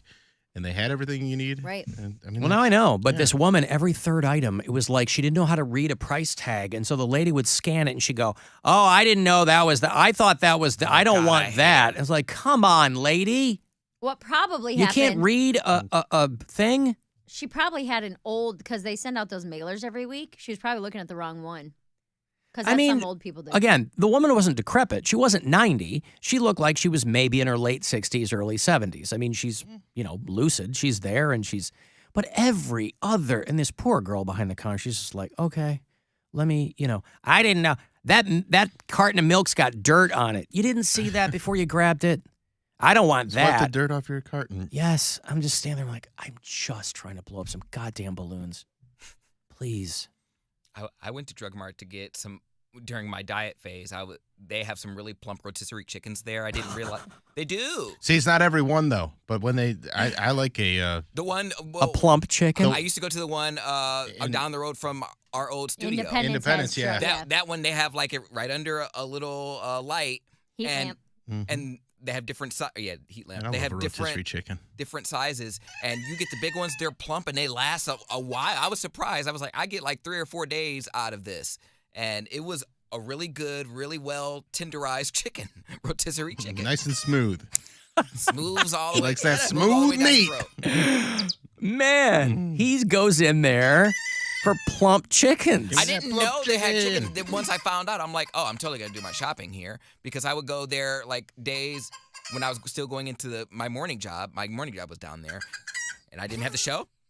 Or go grocery shopping there. Wow, yeah, that's. I like to change the pitch on my chickens. How plump is it? You want to tell me how plump the chicken is by how loud the. That's a plump chicken. Oh, that's a plump chicken. That is a thick boy. That chicken does leg day, wing day, do it all. Breast day. Yeah. That's a chick. It's No. not even a chicken. Oh, That's yeah, a that's chick. Wait, hold on. Thick chick. Okay. I got to take a break. If you want to send a text, 35192, the Bill Squire Friday Get Down is directly in front of you. That's how we know that the weekend is officially begun. If you want to listen on the iHeartRadio app, you can leave messages there wherever you are. We'll be back after these. People are going funding crazy around here.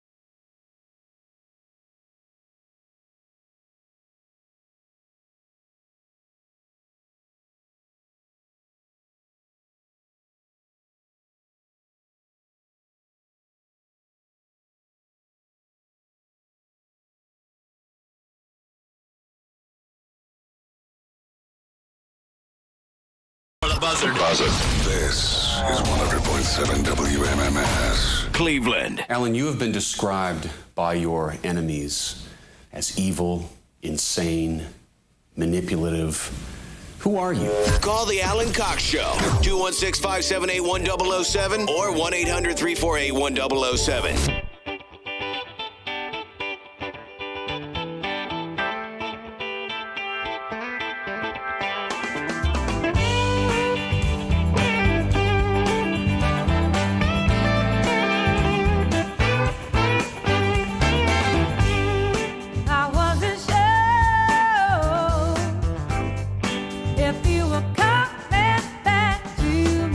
This might be up Mary's alley. Yeah, I like this. Tedeschi Trucks. I don't know it, but I like it. Susan Tedeschi was, she's a guitarist in her own right and a solo artist for a minute. And she started dating and subsequently married Derek Trucks, who his uncle was a drummer for the Allman Brothers band, Butch Trucks. I had never heard of Susan Tedeschi ever. And then my girlfriend played this for me this week. Oh, wow. And then that's hilarious that this is... Yeah, she's dynamite. Yeah. So the Tedeschi Trucks band is really good, too. I think they're 10, 12 years apart. They've been married for a long time. But our PD Rob is a huge fan of this band. Tedeschi Trucks joining the list of shows coming to Cleveland. They're going to do July 19th out at Blossom. The tickets are on sale next Friday. Ziggy Marley is the opening slot for this tour. So, yeah, they're pretty solid, man. I mean, if you're into that kind of vibe, it's a big band. But, I mean, between her and Derek Trucks, who is probably one of the more underrated guitarists out there working. But they've been together a long time, and the band is great. He still goes out with the Allmans whenever they do stuff. I don't know if he's even left in the Allmans, but... Do you know what Ziggy's short for? Ziegfeld, I assume. Zigalia. If it's a girl. Ziggy Zigalia, the rap. Yeah. What is Ziggy? No, short Ziegfeld. for? I think it's Ziegfeld. or Ziggurat. Ziggurat. Well, it's his nickname. He's, of course, Bob Marley's son, but his given name is David. He's gone by Ziggy. Is Ziggy the dude that tried to beat Rover up years ago? Yeah. Who was the guy that... I think so. Broke back in. We were at Oak Tree and... Anyway, so if Tedeschi Trucks Band is anywhere on your radar, they have that show coming to Blossom this summer. Hey, Derek. Hey, how you doing? Hey, what's up? Is this Alan? It is. Is this Derek? Oh, hey. Yes. Oh, look at that. It's Kismet. Hey, I just want to just get some backlash on the Black Summer show that you said that you guys were getting into or whatever. Yeah. And there's a third season coming out. Maybe. I think they're done. I thought they were done with 2, but you might be right. Oh, no, I don't know. Okay. But you said that you were watching it, right? Yes. I don't know, mate. I'm drunk.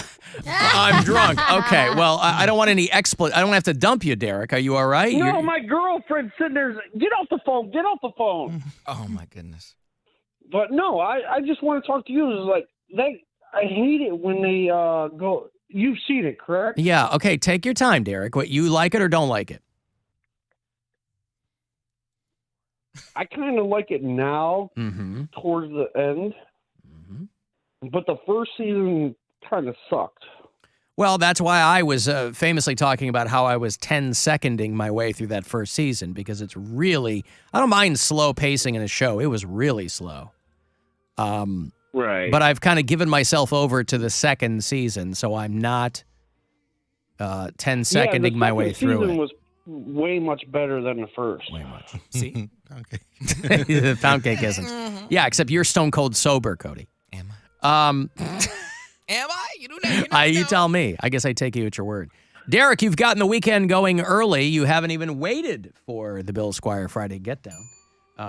Just got it going. Yeah, When is got that? it going. Oh, it's mere minutes away. That's how we officially launch the weekend around here. But Derek, do you get the holiday weekend or no? He's gone. Oh, he's gone. All right. Well, I guess his girlfriend got what she wanted. Like, get off the phone. You're drunk. God damn it. Got a message here on the iHeartRadio app for you. Alan, I have trained my entire life for this moment. In middle school, I would do chicken clucks. Here goes, baby. Oh my God. Bye. See, that's good. She's amazing. Yep, she's a new drop. That's going to be a new drop. Anytime I need her. a chicken, there it is. She's a good clucker. It's a good clucker. Yeah. Congratulations. Other shows we were talking about Nickelback coming through, and they have country artists opening for them. Nickelback's doing Blossom. They have a guy named Brantley Gilbert who is opening for them. And he was recently doing his own show, and there was a guy in the audience. This is kind of what you see now. Videos go viral from shows. Is when the artist calls out a dude in the audience who's drunk or being impolite or whatever, and maybe trying to grab on a girl or, and Brantley Gilbert kicked a guy out of his show because he was pushing some girl around. And Brantley Gilbert... He should start covering red jumpsuit apparatus. Face down in the dirt. Do you feel like a man? He thinks people should start getting punched in the face again. He said that's a tradition that's long past and needs to be revived. Oop, not that. A lot of the problems in our society right now stem from the fact that people don't get punched in the face anymore. No accountability. You can sit behind a little laptop and write all this bullshit, but nobody can hold you accountable, And I learned a lot of lessons in my life by getting hit in the face. Maybe this new generation will get a little pep in their step and fight a little bit. There you go. Because, no one's fighting anymore out there, so there's a solid... there's no more violence out there. I learned a lot of things by getting punched in the face. Well, there you go. So if you're going... Go on TikTok Live on a Saturday night and just watch it. There's constant fights. And everybody's learning lessons, too. Boy, they get punched in the face. Nothing happens after that. I'm just mentioning this because if you are somebody who gets a little loosey-goosey and you go into that Nickelback show, don't do it in front of Brantley Gilbert. He gonna get you. But you do gotta be careful That's who right. you pick a fight with. So last night after High and Dry, we were hanging out there, and they have one of those punch machines. So it was me, my girlfriend, a few of other This is friends. the speed bag on the thing. And and it measures how hard. And there's a comic, and he's this little unassuming guy. His name's Daniel Myers, and he steps up, and he, I was at the high, I hit like 760 or something. I don't know how to throw a punch really. I just was using my weight, and I was like, okay, I'm in the lead here. And this dude that's probably what 5'5", If that. Yeah, he's a small dude. He's probably a couple inches taller than me, but probably 20 pounds less. Yeah, he's a little dude, but he steps up there, and he hits this thing, and it sounds like a gunshot. He killed this thing. Hits over like 800. I think it maxed out at like 830. And I was like, oh yeah, I talked to him one time. He boxes. So he's got... because he's a short guy. He's an unassuming dude, but he knows how to throw a punch. So you got to be careful who's hitting you in the face, because if he has to throw a punch, he's going to take you down. Well, because short dudes need to know how to fight. Yeah. Yeah. I know you were short when you were growing up. Yeah, but I was short until college. Yeah, but I couldn't, even if I threw a punch, I wasn't just short, I was small. You got to know how to throw a punch. Didn't matter if I had to learn the hard way. I got Yeah. punched in the face a handful of times. You can learn to throw a punch. Good for him. No, it was like the way everybody reacted was the best, because nobody was expecting it, and he just cocks back and just throws this punch, and it's thunder. It was awesome. It's his superpower. Yeah. And he looks kind of like a young George Costanza. He's kind of got that look going. So he's just very unassuming, and then just uncorks this punch, and everybody's like, holy crap. Good for him. Is he neck deep in chicks after that? No. Well, don't do that at that Brantley Gilbert show, because he's he gonna get you. He and whatever. Brantley Gilbert describes himself as big into Jesus and the Second Amendment. Hell yeah. Just like Jesus. punching people in the face in the name of the Lord. Duh. Right? Just like Jesus. Scared People need to straight. get punched in the face more. I don't disagree with that. That you can be into Jesus and punching people in the face? Yeah. You should punch people in the face more? No, Well, Jesus is a great get-out-of-free card for a lot of corn pones out there. Get out of what? Get out of free card. What did I say? Get out of free card. Yeah, it's a get-out-of-free. I punched jail out of that sentence. Because of Jesus. Because of Jesus. Because of Jesus. Jeebus. That's right. Yeah. Wasn't he the guy, I don't know anything about Brantley Gilbert, but wasn't he the guy that, remember Jana Kramer? Remember her? Mhm. She's proven herself, I think, to be kind of kooky, but weren't they got married or something? Or didn't she punch him in the face years ago? I don't know about any of that. Oh, I have no I idea. thought okay. I thought that was how I knew that name. I mean, he's been around for a long time. Long time, yeah. I've known the name. I don't know any of his music.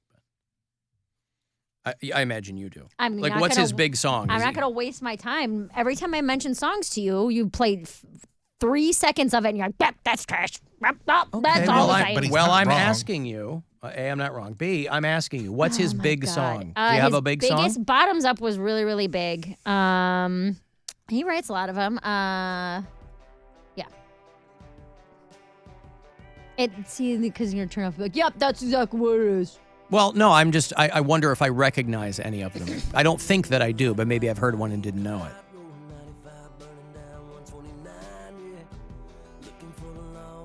Yeah, it stinks. My Kind of Crazy is probably my favorite song by him. It's like a love song. To Jana Kramer, probably. No, I don't know. He might have been Rolex on a redneck? I don't know that one. Oh, boy. Yeah, My Kind of Crazy is a really good one. Let me see. Kick It in the Sticks? I would probably know that one if I heard it. Wait, what did you say? My Kind of Crazy? That's a love song. Well, of course it is. It's really cute, though. You're my kind of crazy, just like me. It's really you like cute. drinking on Saturday, church on Sunday. See, this is why Is that what it is? This is why I don't talk to you about country music, because it's the same You're not talking to thing me about. I'm talking to every you single about country time. music. Yeah, well, of course it is. Okay. Right? Yeah. And people who hear rock music and don't know it, they go, it's all big. Burp, burp, burp. But country music to me is. But I can't One find. Hell of an Amen is another good one. I got that. Yeah, that's I don't a have good the one. other one.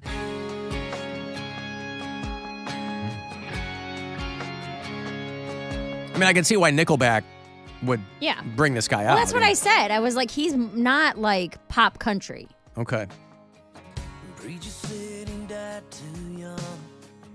Over there, toting that gun. Okay. Rolex on a redneck. I don't think I know this one.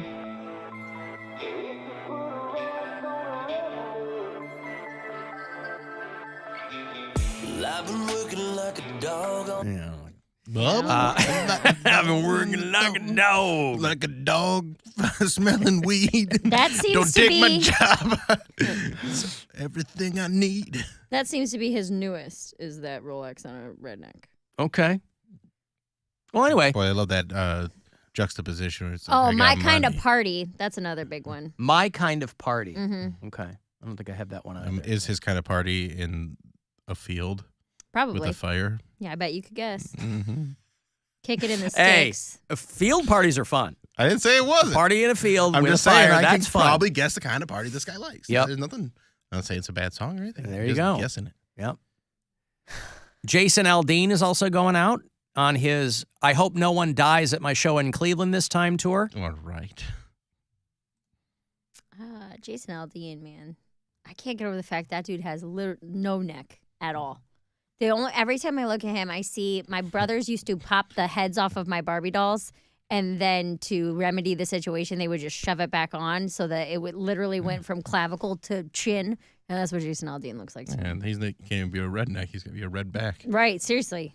You don't know what color my neck is. Are you part of the Aldean army? I am not. I like some Jason Aldean songs, but he is very, very outspokenly. He's very far right, super into Yeah, Trump. didn't his wife get in trouble for like trans stuff or something? They both do all that kind of Okay. stuff. Like his publicist dropped him for stuff that his wife has said. That was not too long ago. Wow. That was a couple months ago. Him and his wife they were in the public eye for some stuff that they. Well, he's a dude who like dumped his wife for his girlfriend or something. Yes, I think he's a cheater. He is very like you said, he's just very quote traditional family, and he's wait. Traditional cheater. How is that traditional family? No, that's what he says. Is that it's like the man is the breadwoman, the winner, the woman stays at home. Like that kind of thing. All right. First of all, very. Why right-wing. are you trying to win bread? Just buy it. Right. All right. All these bread winning contests are such a waste of time. Bread's not that expensive. Well, it is Honestly, now. if you want to make, even if you, it's still not worth. It is sitting more through expensive a contest now. to try and win it. Well, it's expensive. Going out to trivia night trying to win some goddamn bread. Bill, same reason balloons are so expensive. Why is that? Because of inflation. How did we miss that last segment? How did we miss that? I don't idiots. know because everybody's probably happy that we missed it, but whatever. Well, anyway, Jason Aldean and his wife, I guess, are leaving Nashville and going to Florida. So He will fit in there. Yeah, he's yeah. I'm sure he fit in Nashville too. I mean, I feel like Nashville's more progressive than parts of Florida. Nashville's at least a big city. But he can go anywhere in America and he's going to fit in because there's ignorant people everywhere. Well, I'll tell you what's funny We hang our hat on it. A headline I saw was Jason Aldean and the Chicks announce concerts, and I was like, those have to be separate. Yeah. There's no way they're going on the road. No, Jason together. Aldean fills stadiums, dude. That dude is crazy popular. And baseball parks. Yeah. I like some of his music, but once he started getting more and more outspoken about his beliefs and the way that he votes and things like that, I'm like, man, it's not enough. Well, listen, I mean, he can have his opinions on things. Sure. But I'm saying his music is not good enough to outweigh the things that he says. I see. To me. You guys don't like his music at all, so it doesn't matter. His music wouldn't be good enough if he if he said I like cats, you guys would be like, this guy's out. No. But I'm always looking for a country artist that I can say, because there are artists in every genre where I go, I really like that person. That's not my style of music, but I really like that artist. I can't think of I need a country artist where I can go, I really like that guy. Chris Stapleton. Or that girl. Carrie Underwood? No. You guys like Chris Stapleton. You've said before that you did. Yeah, but I guess best Chris Stapleton I associate of all time. Chris Stapleton I associate with kind of like old school country because he just has that sound. But he's a new dude. I know. Well, he's been around forever. He's just now doing his own songs instead of writing for other people. What I'm saying is like I'm still looking for a maybe newish pop country person that I go, oh yeah, okay, there's something that I dig about that. Like somebody I might go see. Cramp Flagwater, sure. He's really but he hasn't dipping toured. his toe into pop. He hasn't toured in 35 years. He's rapping now. He's singing songs Cramp about Flagwater, the rapper. Yeah, he's singing songs about restaurants the way people like. He's got a new one about Kentucky Fried Chicken. It's just tearing up the charts. It's called Full Bucket. Yeah. Yeah. Bucket full of regret. I mean, Mac Allen Smith, if he were alive, I'd go see him, but he's not alive anymore. Well, she broke my heart in Walgreens and I cried all the way to Sears. I tell you, I hadn't heard this much in darn near 20 years. It felt just like a mule that kicked me right between my ears. When she broke my heart in Walgreens and I cried all the way to Sears. There was a time when I believed that she belonged to me. She told me that I was the only one she'd ever need. Hey, you know what this song reminds me of? What's that? The Weeknd. Oh, boy. No, the I artist. can't feel my face. The song about dating an anesthesia technician. Do you want to start the weekend for us, Bill? I do. Anesthesiologist.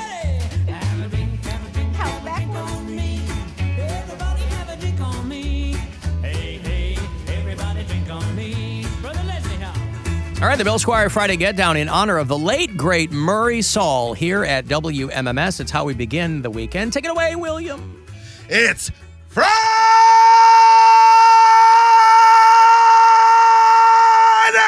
You got to get down on Friday. Find yourself a lady with that Gluck 3000. Like our caller that called in and did all that clucking. That good clucker.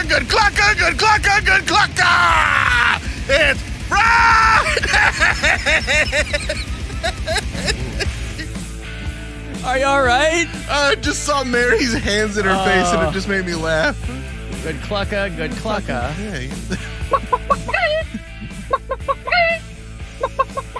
That is a good clucka. Mm-hmm. Hey, Bill Squire Friday, get down. However you take it, it is cluck, cluck, cluck, cluck. Kalukka, kalukka, kalukka is how we do it around these parts. Let me take a break here, and you want to get the last word in. Mary will be okay. She'll be fine. She's jealous. Yeah, I know. Of the good clucka. This is the Alan Cox Show. Everywhere on our free iHeartRadio app or whatever smart